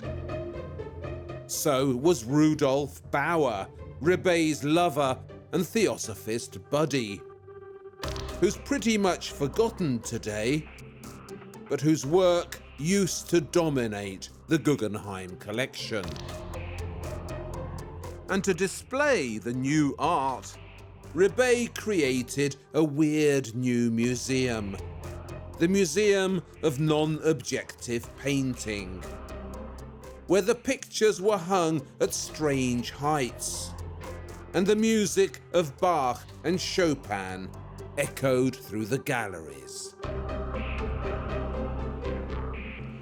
The collection of non-objective painting expanded so quickly that somewhere bigger was soon needed to house it. So Rebay commissioned an architect with theosophist leanings called Frank Lloyd Wright to design a new headquarters for the Guggenheim collection. A temple of the spirit, she called it, somewhere where the light could spread up and out into the waiting cosmos. Originally, the Guggenheim was going to be red. That's what Frank Lloyd Wright wanted. But for theosophists, red is the colour of materialism. So Rebay vetoed the pink and insisted instead on something more angelic. A spiral of light that climbs towards the heavens. Thomas Wilfrid would have understood all that. Light was his material as well. And in the catalogue for this astonishing show at the Yale University Art Gallery, there's an introduction by the contemporary light artist James Turrell, who I think is the greatest artist currently at work in the world. Turrell tells us that when he was a kid, his aunt, who was into theosophy, took him to the Museum of Modern Art in New York to see Monet's water lilies. Instead, it was this work here by Thomas Wilfrid that fascinated him and persuaded him to become an artist. And that's why, in 1979, Turrell bought a volcano in the Painted Desert in Arizona and began filling it with secret chambers where wondrous things happen with light. The Egyptians had their pyramids. James Turrell has the Roden crater.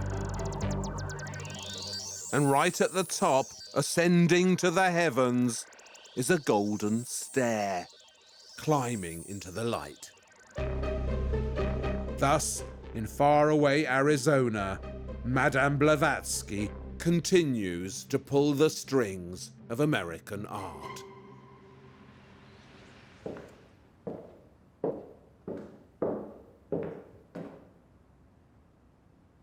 This is the Rothko Chapel in Texas, a non-denominational space to which all religions are welcome. So it's a chapel, a place for spiritual and religious feelings, but without any actual religion in it. Just these marvellous paintings by Mark Rothko, transporting us with their colour and their mood. At the Rothko Chapel, the stillness moves you and the nothingness fills you up as your spirit is replenished by art.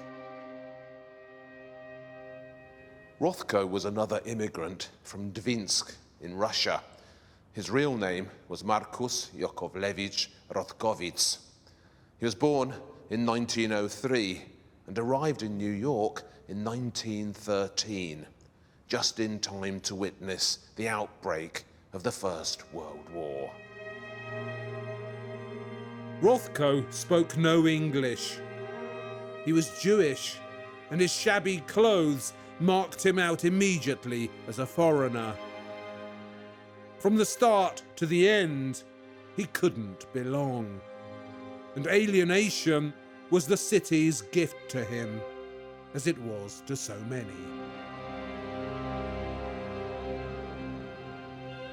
It took Markus Yakovlevich Rothkovits a long time to become Mark Rothko. His early art is hard to look at. It's so full of struggle. First, he dabbled in a bit of Kabbalah. Then he mixed in some Freud, some myths, some surrealism, and a stew of Jungian archetypes. A vulnerable psyche had signed itself up for all the voyages into the self that were going. Finally, though, after all the battles, he came out at the other end with these pulsing fogs of colour that loom over you and envelop you, so you sink into their mood. When Rothko began painting his famous fogs at the end of the 1940s, It was among the most radical steps that art had ever taken. The size of his art was new. So was its emptiness.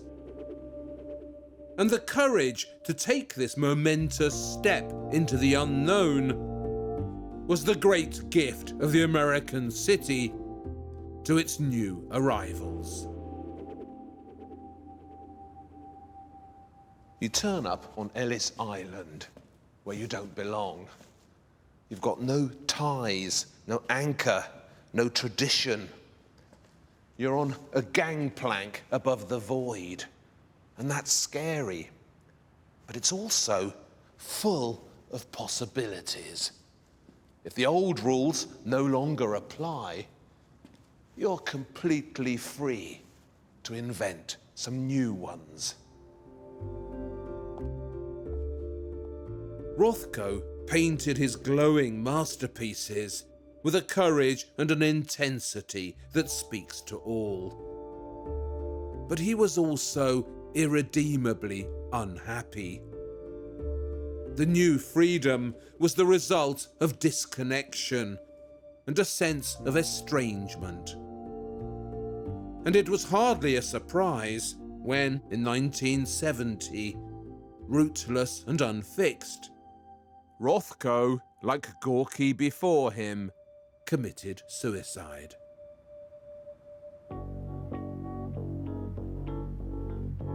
So there was a heads and a tails to arriving in the metropolis in the golden age of American art.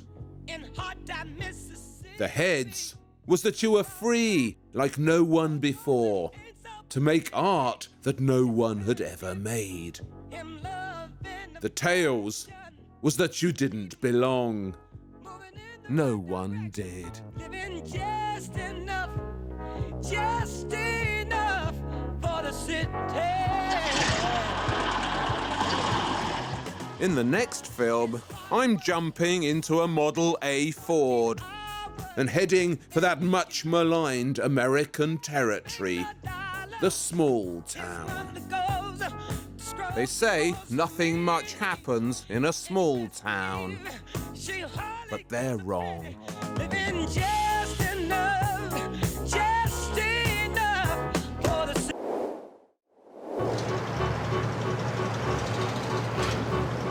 When you're growing up in a small town, when you're growing up in a small town, when you're growing up in a small town, you say, no one famous ever came from here.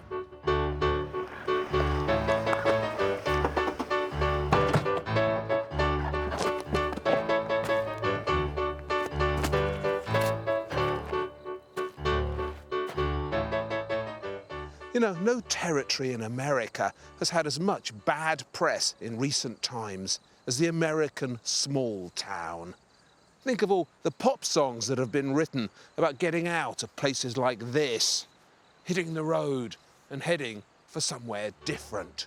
When you're growing up in a small town, bad skin, bad When you're growing up in a small town, sang Lou Reed in his rousing musical tribute to Andy Warhol. You hate it, and you have to leave. Small town. You hate it, and you know you'll have to leave. This idea that people in small towns have small minds, that small towns hold you back, restrict you, has become one of our cultural certainties, hasn't it? And just recently, of course, there's been plenty of reason to believe that everything that's gone wrong with America can be traced back to the small town mindset, with its ingrained intolerance and its Trumpish politics. Well, I'm sorry, but it's just not true. Yes, small town life can be tough and backward, and it certainly has its dark side. But if you look at the best evidence there is of human values, if you look at art, you'll see that the American small town has inspired marvellous things. And that's what this film is about, the marvellous artistic influence of small town America.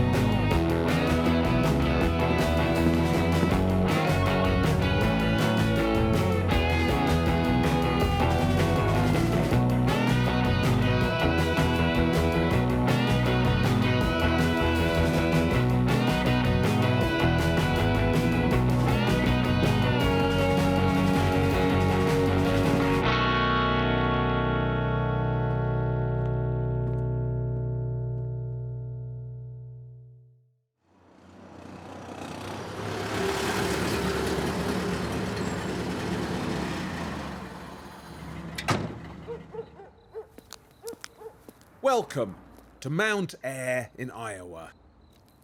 Population 1,691. No, make that 1,692. It's a typical American small town in what they call the American Corn Belt, because corn is what everybody around here grows. In fact, did you know that last year they grew 2.5 billion bushels of corn in Iowa? I didn't know it either, till I got interested in the post office here in Mount Ayr. From the outside, it looks like thousands of other post offices you find in small-town America. And do you know what? That's what it looks like on the inside, too. Because look what they've got in here. It's by an artist called R.C. Fisher, and it was painted in 1941 as part of a government initiative to fill the post offices of America with murals. Up and down the land, in pretty much every small town you go to, there's a mural in the post office. This one is called The Corn Parade. It's a charming piece of small-town surrealism, featuring the biggest hunk of corn you've ever seen, being paraded with great ceremony through the streets of Mount Ayr. It's hilarious and rather brilliant. R.C. Fisher, the artist, is gently mocking the prominence of corn in Iowa. And of course, corn has two meanings. It isn't just this. It's also something that's overly sentimental or banal. Corn is king, proclaims Fisher's mural with a cheeky wisecrack. And I, for one, wouldn't want to argue with a lump of corn that big. So altogether, there were 1,400 murals painted in American post offices in the 1930s and 40s, in 1,300 small American towns. It was a gigantic artistic achievement. This land is your land, and this land is my land. It was all part of a remarkable initiative by President Franklin D. Roosevelt to combat the terrible economic depression that hit America in the 1930s. This land was made for you and me. By commissioning murals for post offices, Roosevelt was finding work for America's artists, giving them support, a lifeline. And that's the strange thing about the Great Depression. Economically, it was disastrous. Artistically, it was a golden age. And not just in painting. Wheat fields waving, the dust clouds rolling, the boys coming chanting. This car, the Model A Ford, was another success of the Great Depression. Between 1928 and 1931, they built 5 million of these. And look how clean and spare its lines are. How it seems to have inherited some of the leanness of its times. This land was made for you and me. It's the same with these. Don't know about you, but I like a bit of salt on my corn. And fortunately, I can sprinkle it from this, the Charles Sheila salt shaker. And there's a pepper shaker that goes with it. A fabulous piece of sparse, sexy, minimalist design created out of aluminium in 1935, so slap in the middle of the Great Depression, but so astonishingly modern.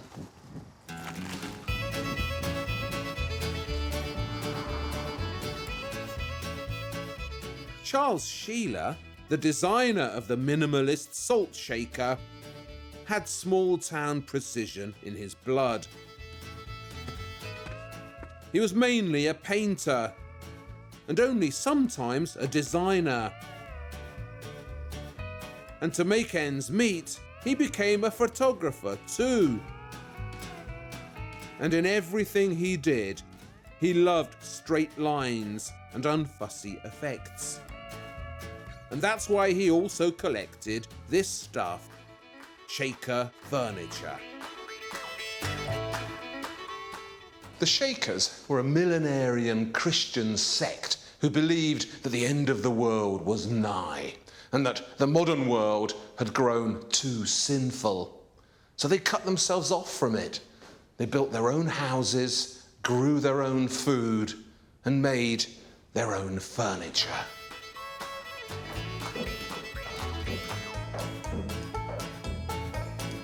No decoration, no ostentation, no frills. You could buy it in IKEA today, couldn't you?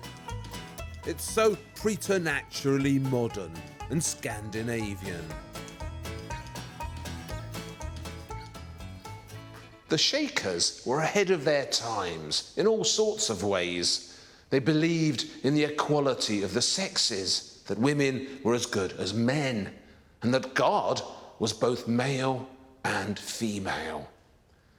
And there's a warm quality to everything they made, something very unmacho. I'm going to call it wholesomeness, because I can't think of another word for it. It's a respect for simplicity, an affection for things that are spare and humble. You get it in shaker furniture, and you get it as well in the angelic interiors that Charles Sheeler painted. This one is called Home Sweet Home from 1931. It's strikingly modern with its clarity and its straight lines. And see his photographs of the same space, with that friendly stove, which he called his companion, throwing warmth and light into the room. What quiet poetry Sheeler discovers in things that are simple and unadorned.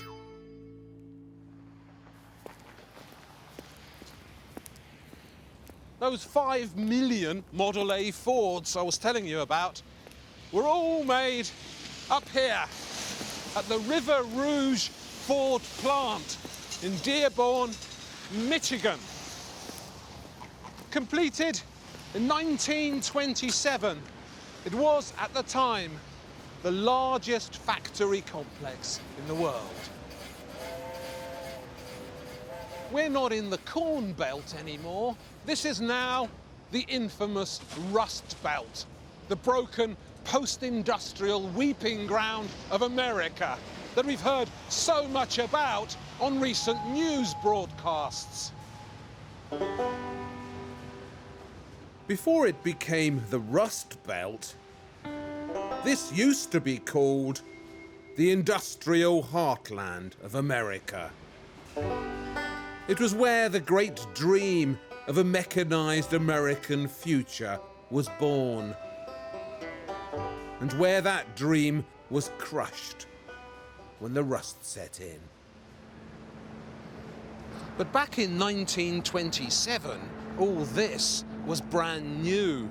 And Charles Sheeler, with his photography hat on, was sent here by an advertising company to photograph the mighty Ford manufacturing complex in River Rouge.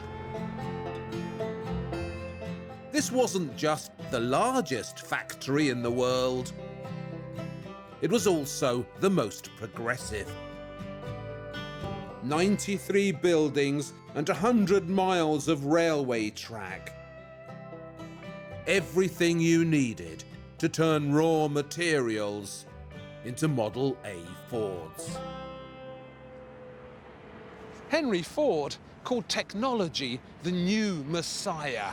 He believed in it on a religious scale. And Sheila's photographs of River Rouge have a cathedral-like quality to them. Lofty, soaring, modernistically Gothic. But a few years later, he began painting the factory as well. And the paintings have a different mood. It's as if the coke furnaces and the steel plants, the power stations and the hammering yards have had a shaker makeover that's left them looking angelic and white. In Sheila's paintings of River Rouge, a thoughtful eye is noticing the harmonies and the balances in these giant factory sprawls. What you don't get is the thunder, the smoke, the effort, the destruction. All that has been pushed aside. Nor is there any sign of any actual workers toiling in the labour yards. Sheila's factories, purring with industrial contentment, seem to be running silently on Art Deco electric motors. It's a shaker dream, and of course it wasn't what was really going on. For a true sense of the atmosphere of River Rouge, we need to switch artists and get in some immigrants.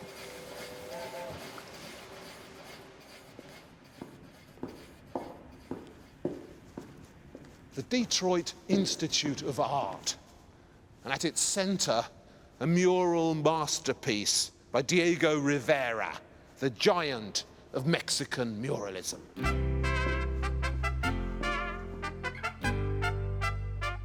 These are called the Detroit Industry Murals. They were done in 1933, 27 scenes in all, painted by Rivera in 8 months of furious effort. So furious was the effort that Rivera, who was excellently fat, lost 100 pounds in weight in Detroit. Because painting ambitious frescoes is not a job for wusses. Remember, we saw a lot of Rivera and his frescoes in the first film in this series, the one about the Wild West. His speciality was big Mexican histories. But here in Detroit, he was commissioned to immortalise the giant Ford factory at River Rouge, and, by extension, to celebrate the pioneering spirit of industrial America. The money for the project was put up by Henry Ford's son, Edsel Ford, who'd taken over as president of the company in 1919, and who loved art. Rivera was invited to spend 3 months at the River Rouge factory, researching the technological dream.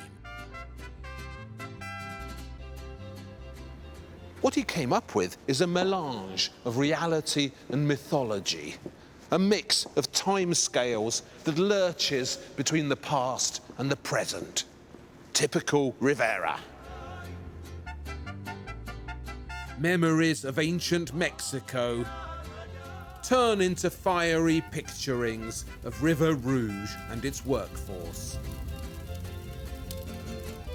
Technology, the fresco seems to be saying, has always been with us.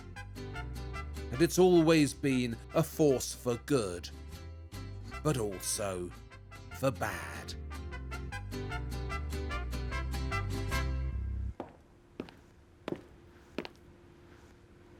That scene up there with the baby, that's about the pharmaceutical industry, discovering new vaccines to save young lives.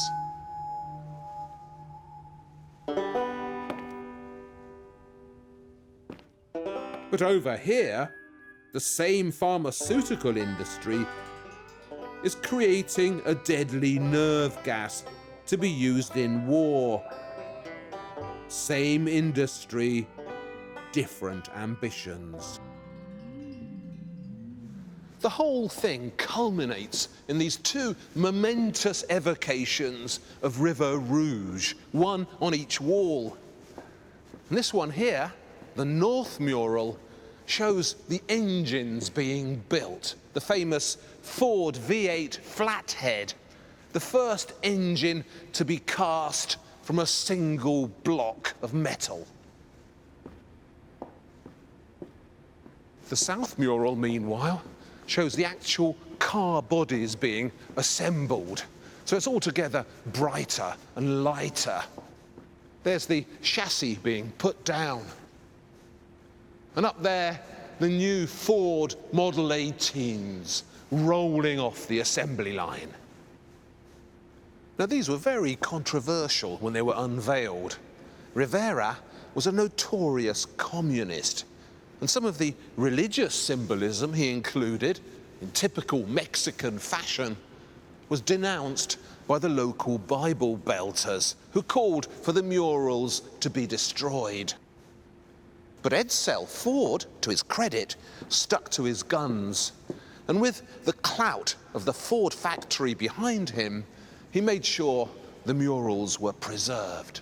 So they're still here. A fiery, explosive, and complex tribute to the industry of America. So these kinds of murals, telling a big national story, were a Mexican import into America. But it wasn't just one-way traffic, with Mexican artists crossing the border. It also went the other way.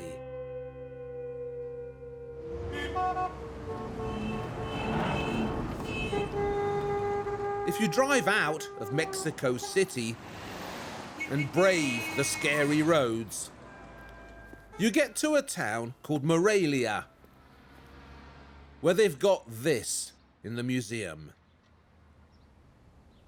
This was painted in 1934 by a couple of travelling gringos from LA, one of whom we've already encountered, because it was Philip Goldstein, Jackson Pollock's buddy, who later became Philip Guston.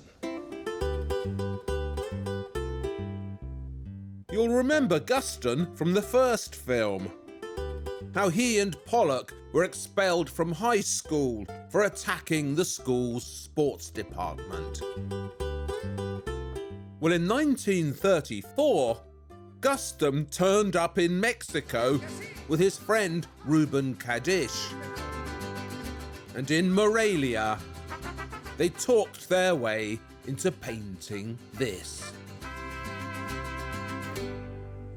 It was originally called the struggle against terror and fascism, but these days it's usually known as the Inquisition.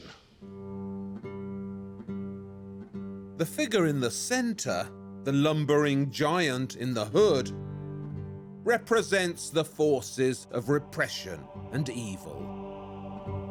They're trying to climb the ladder, but they're being beaten back by the forces of righteousness.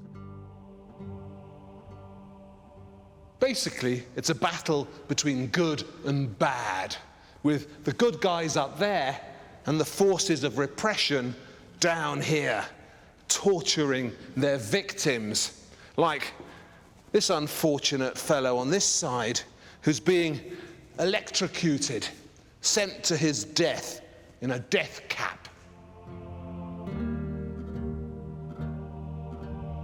Over here, a naked woman has been abused and strung up. She's the victim of the sinister hooded priest, who's also trying to climb the ladder. So the clambering bad guys are all dressed as the Ku Klux Klan. When this was painted in the 1930s, the Klan was at the peak of its power in small-town America. Lynching, terrorizing, rounding up. So when Guston and Kaddish cast the KKK as the forces of evil in their Mexican mural, they were hoping the folks back home were watching. The interesting thing about the Ku Klux Klan is that it's another Western fantasy. In fact, these notorious Klan outfits were also invented by Hollywood.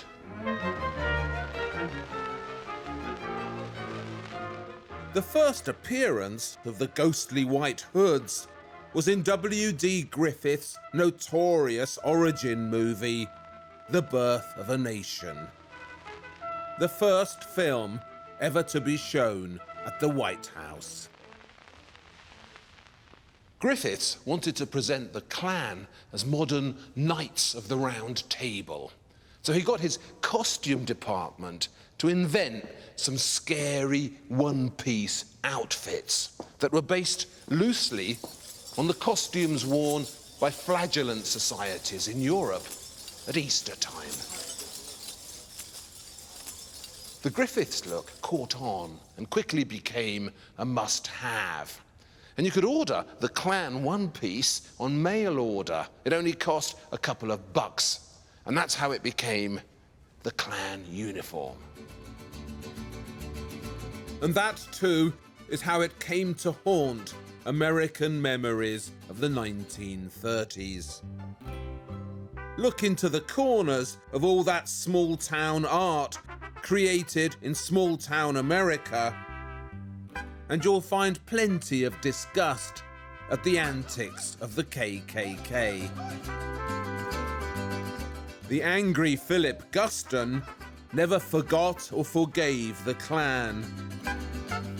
3 decades later, he was still taking a pop at them, turning them into figures of scorn and ridicule in a wicked cartoon art that was deadly serious.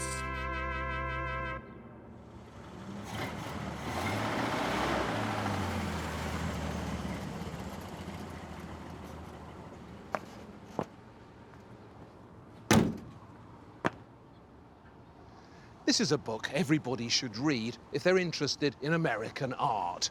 How the Post Office Created America.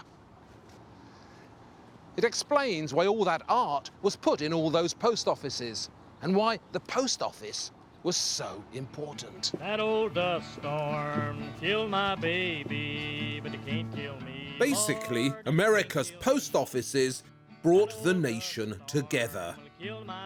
Every town, no matter how small or pokey, had a post office. Hi there, have you got the Great Depression stamps that were brought out? Yes, sir, we do. Oh. $5. Thank you very much.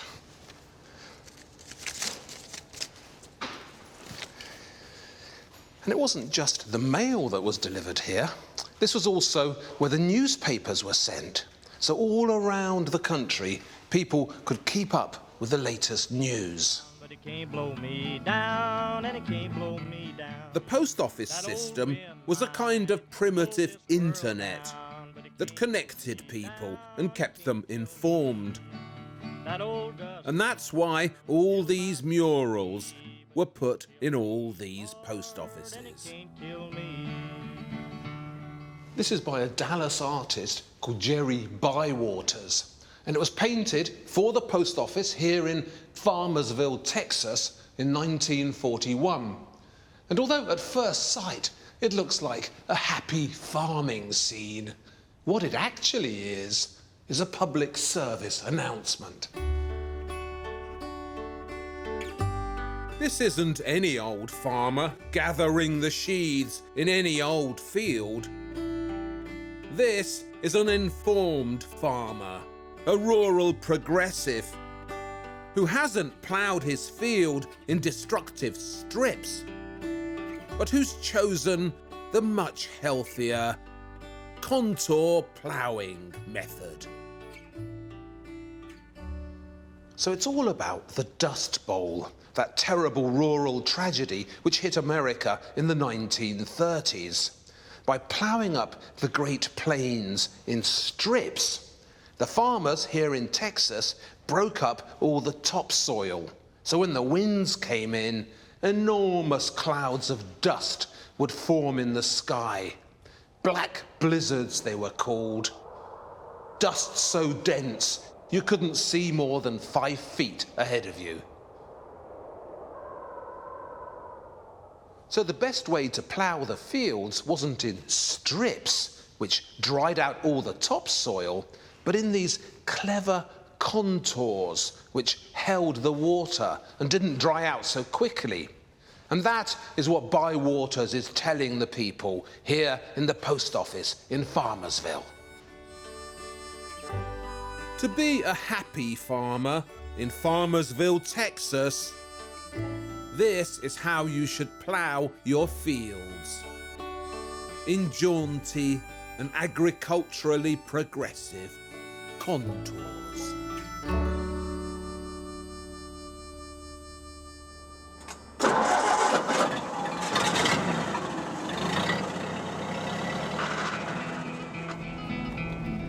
On the 14th day of April of 1935, there struck the worst of dust storms that ever filled the sky. You could see that dust storm coming. The Dust Bowl inspired a lot of art in small-town America. Or, in this case, no-town America. From Oklahoma. This is Jerry Bywater's portrait of a Dust Bowl farmer. Gnarled and nervy, down on his luck on his dried-out land, while a plague of locusts chews up his scrawny crops. What a powerful image. We thought it was our doom. There was something biblical about the Dust Bowl, a sense that it was God's payback for man's folly. And there was one artist in particular, here in Texas, who kept pointing it out in picture after picture. Alexandra Hogue was his name. Alexandra spelt funnily, with the R and the E back to front. Hogue specialised in Dust Bowl pictures and made art of a type no one had made before. Parched and full of death. It's remarkable art, but you never hear about Alexandra Hogue because he was a small-town artist, and small-town artists get ignored. Hogue was from Memphis, Missouri, population 1,822. His father was a preacher, so there was religion in his blood. And although he looked like a geography teacher at a parents' meeting, or perhaps the chap who ran the local hardware store, he was actually a painter with angry passions, whose work was nervy and tense, filled with accusations. This one's called The Crucified Land. A homemade scarecrow has taken Jesus' place on the top of the hill. The landscape around is scarred, eroded. And who's to blame? That tractor on the horizon, ploughing up the land with mechanical ruthlessness. Hogue really had it in for tractors and ploughs because they were turning America into a desert. And his most famous picture shows the Texas landscape after the ploughs have been through it. The topsoil's gone, nothing's growing. And Mother Earth, personified spookily as a naked woman buried under the sands, has drawn her last breath and died. While the plough that killed her looms up in the foreground like the skeleton of a dead steer.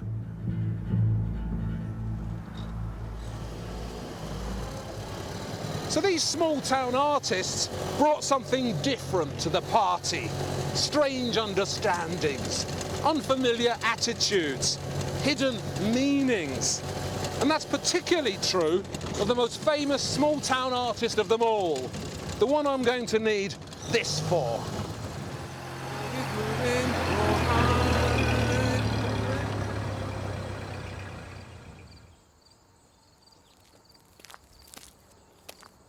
Not many pictures get so famous that everybody knows them. In fact, you can probably count them on one pitchfork.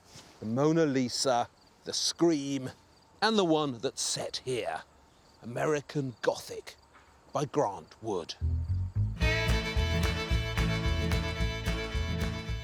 It's the most famous American painting. It's been on stamps and biscuit tins, political posters, and your dad's socks. But no one is entirely sure what it's trying to say.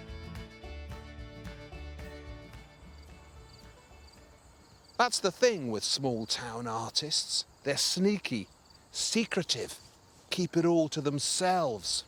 So, is American Gothic a bit of a send-up?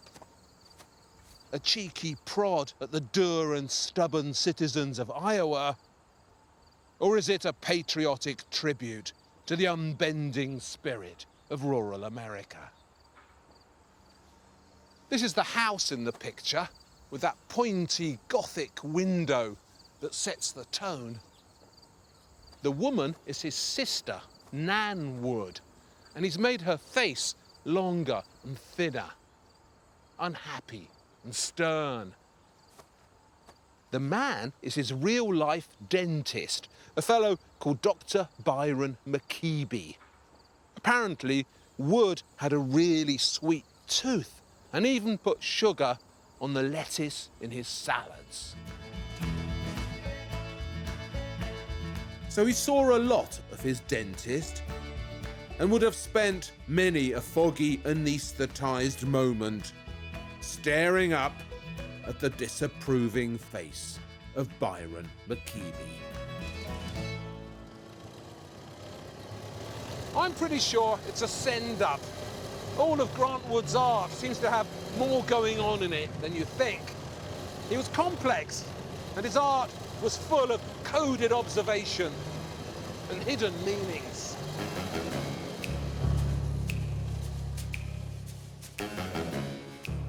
This road picture, for instance, looks at first like a jaunty motoring poster from the 1930s. But look closer and you'll see there's a bend coming up. And hurtling round it is a big red lorry. There's going to be a crash. And the telegraph poles that line the road have turned into crosses of death. So while everyone else in the 30s was celebrating the joys of motoring, Grant Wood was outing the car as a weapon of death. And, as we all know now, he was right.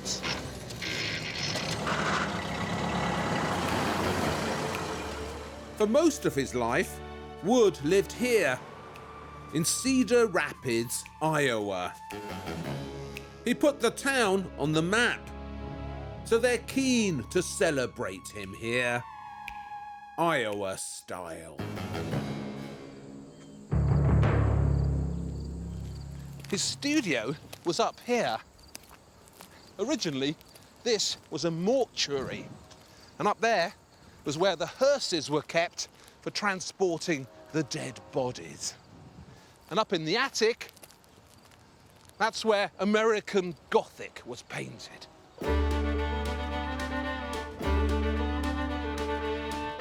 Wood's friend, the local undertaker, David Turner, let him use the loft above the hearses to live in and work. His sister Nan moved in as well, and so did his mother. He painted her in this studio and made something sacred of her presence. So there were 3 of them squeezed into this tiny attic. And Wood, who was a man of many talents, built clever bits of furniture for them, which folded away and saved space. The front door, meanwhile, was converted from a reused coffin lid. And he put a charming glass dial on the front, telling people where he was. He was handy. He could make things, rustle them up with small-town ingenuity. It's not like art students today who go straight to college and read books about deconstruction. Wood trusted his hands and relied on them. He made jewellery, furniture, and wacky household decorations, bashed together from stuff he found in the alleyway outside his studio.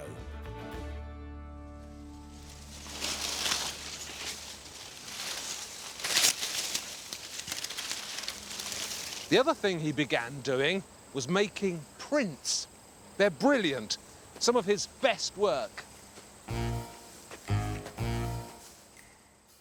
This one here shows the ancient Arabic order of the Nobles of the Mystic Shrine, or Shriners as they're usually called.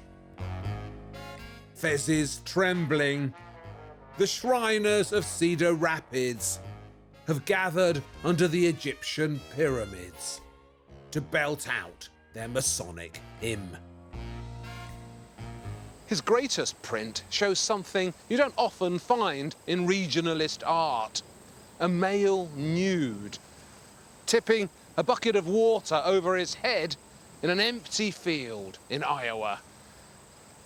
According to his sister, when Wood was a kid, he loved taking his clothes off during a thunderstorm and feeling the rain gliding down his naked body. And that's what this print is about. Sultry Night, it's called. A strange and ecstatic memory from an artist who saw things differently.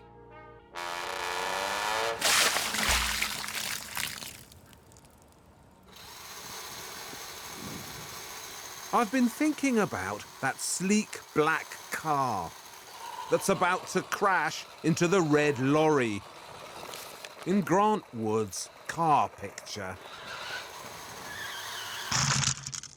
I wonder if it was one of these.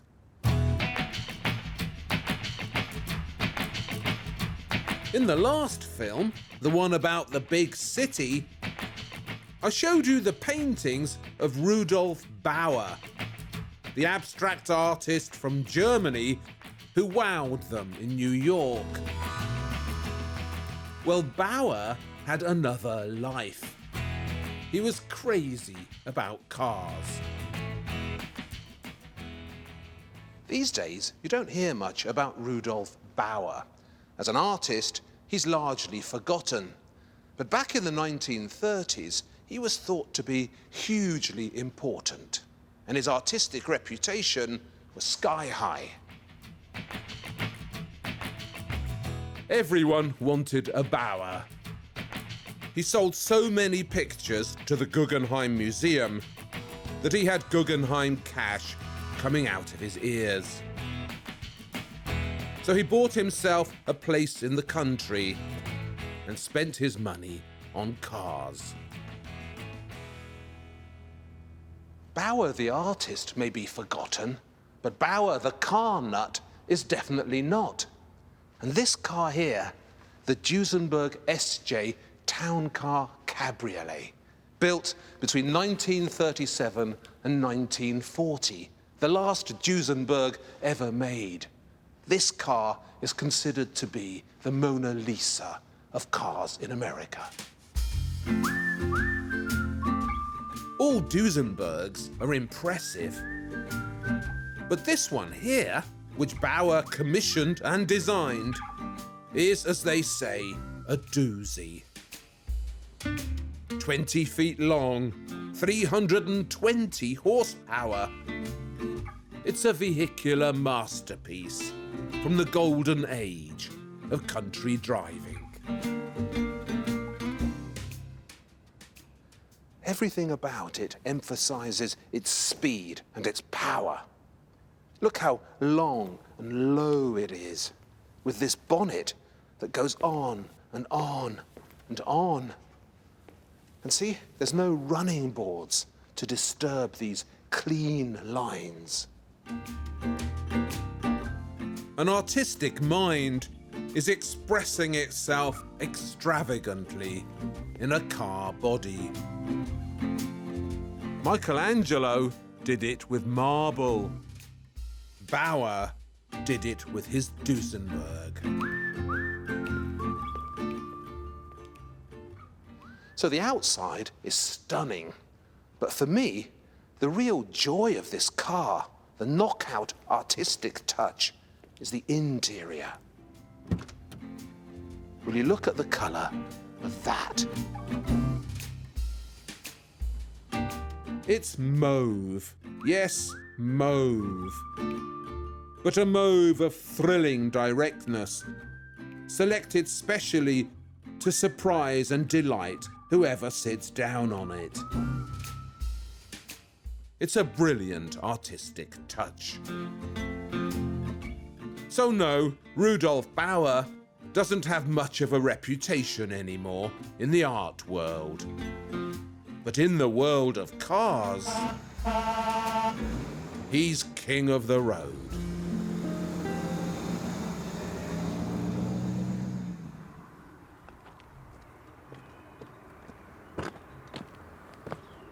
Cars weren't the only form of mechanical transport which honked the horn of the small-town American artist.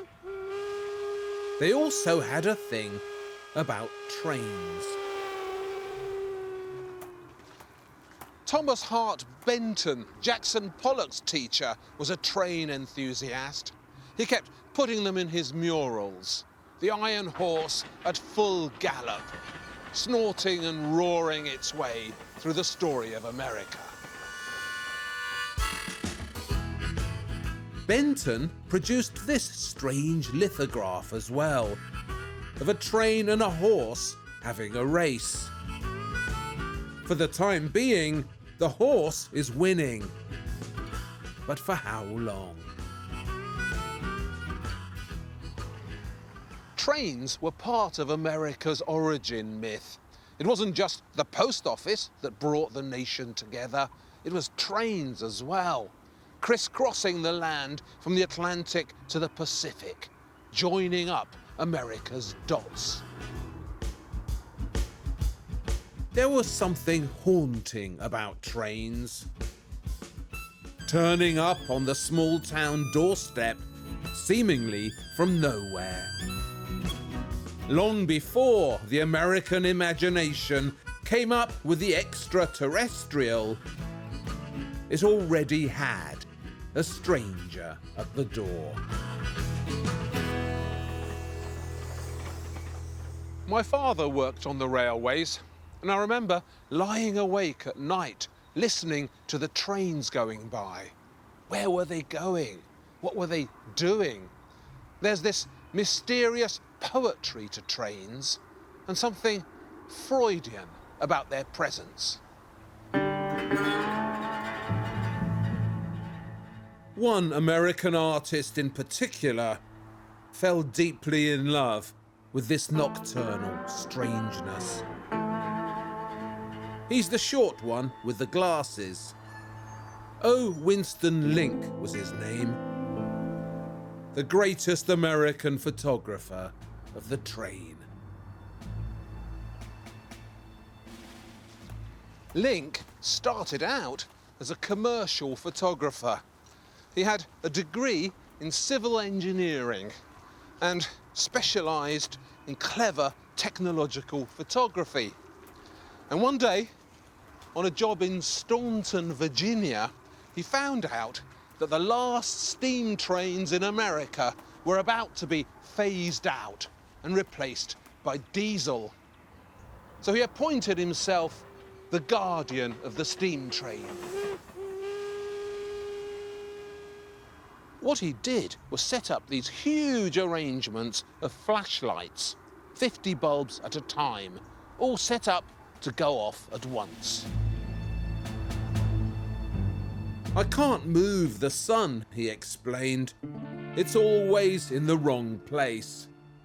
And I can't move the tracks. But at night, I can control the lighting and create my own environment. So all the flashes would explode at once, and that was it. He had one go at each picture, one shot in the dark to capture the last moments of the American steam age. This photo here, by the way, is something he gave me to thank me for writing about his work. That's how modest he was. But it's America that should be thanking O. Winston Link for recording the final act of its origin myth, and for doing it so brilliantly.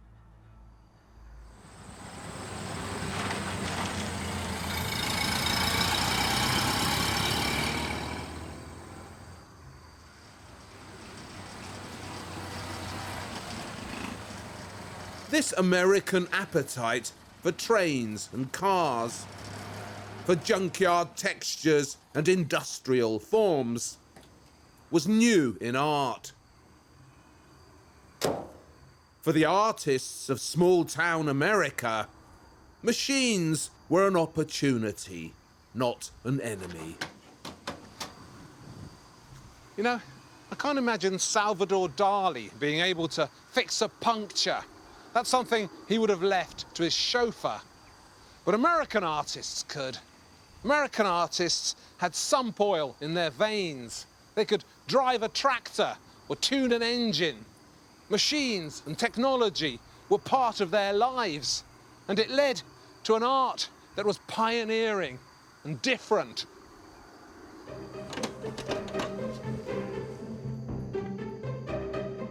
This is by Edward Hopper. A garage scene set at twilight of a lonely bloke at a pump. Ha! No one had made art about that before. And small-town art could also be fiercely progressive. This was made in 1951 by David Smith, the greatest American sculptor of the 20th or any other century.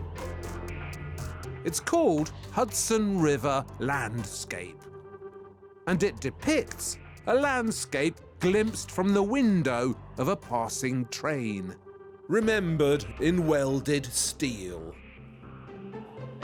Imagine that, a landscape made of steel.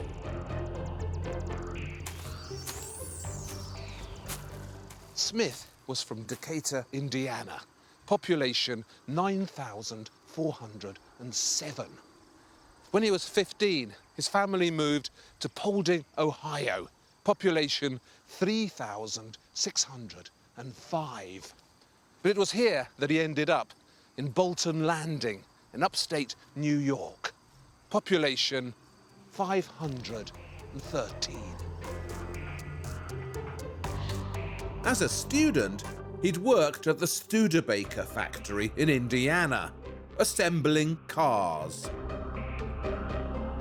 Smith could weld and rivet before he could draw. And during the Second World War, he welded together trains and tanks for the American Locomotive Company. And it was in New York, at the Art Students League, that he discovered modern art. His early work is basically an extended homage to Picasso. Smith was the pupil, Picasso was the teacher. But then he graduated. He picked up his oxyacetylene torch with a vengeance and became truer to himself, truer to his American past. No one in art had ever welded as freely as David Smith could weld. No one had ever had the raw materials rusting in the backyard that were rusting at Bolton Landing. This is called Song of an Irish Blacksmith. It's a tribute to a fellow welder from the Locomotive Company. So it's a ballad made of steel. And I think that's the seat of an old tractor. And that's been cut out of a boiler.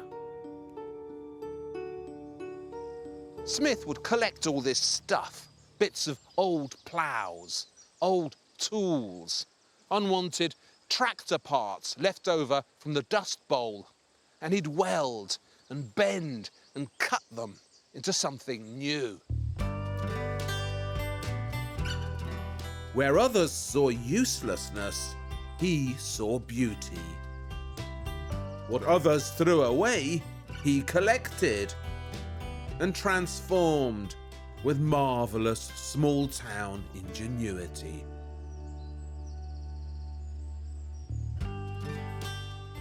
So here's this big American bloke, 6'3", built like two truck drivers squeezed into the same pair of trousers, but making art of exceptional delicacy out of things he'd found by the side of the road. This one's called The Letter. What a crazy idea. To make a letter, a piece of paper with words on it, out of chunks of welded steel. Sculpture was one thing before David Smith came along, and another thing after him.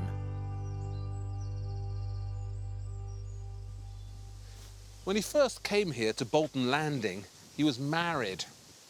Later, he had children here with his second wife. But by the end, he was on his own. And he'd put his sculptures out there in the field outside his studio. And he'd sit here watching them, growing out of the small town earth, like corn growing in a field in Iowa.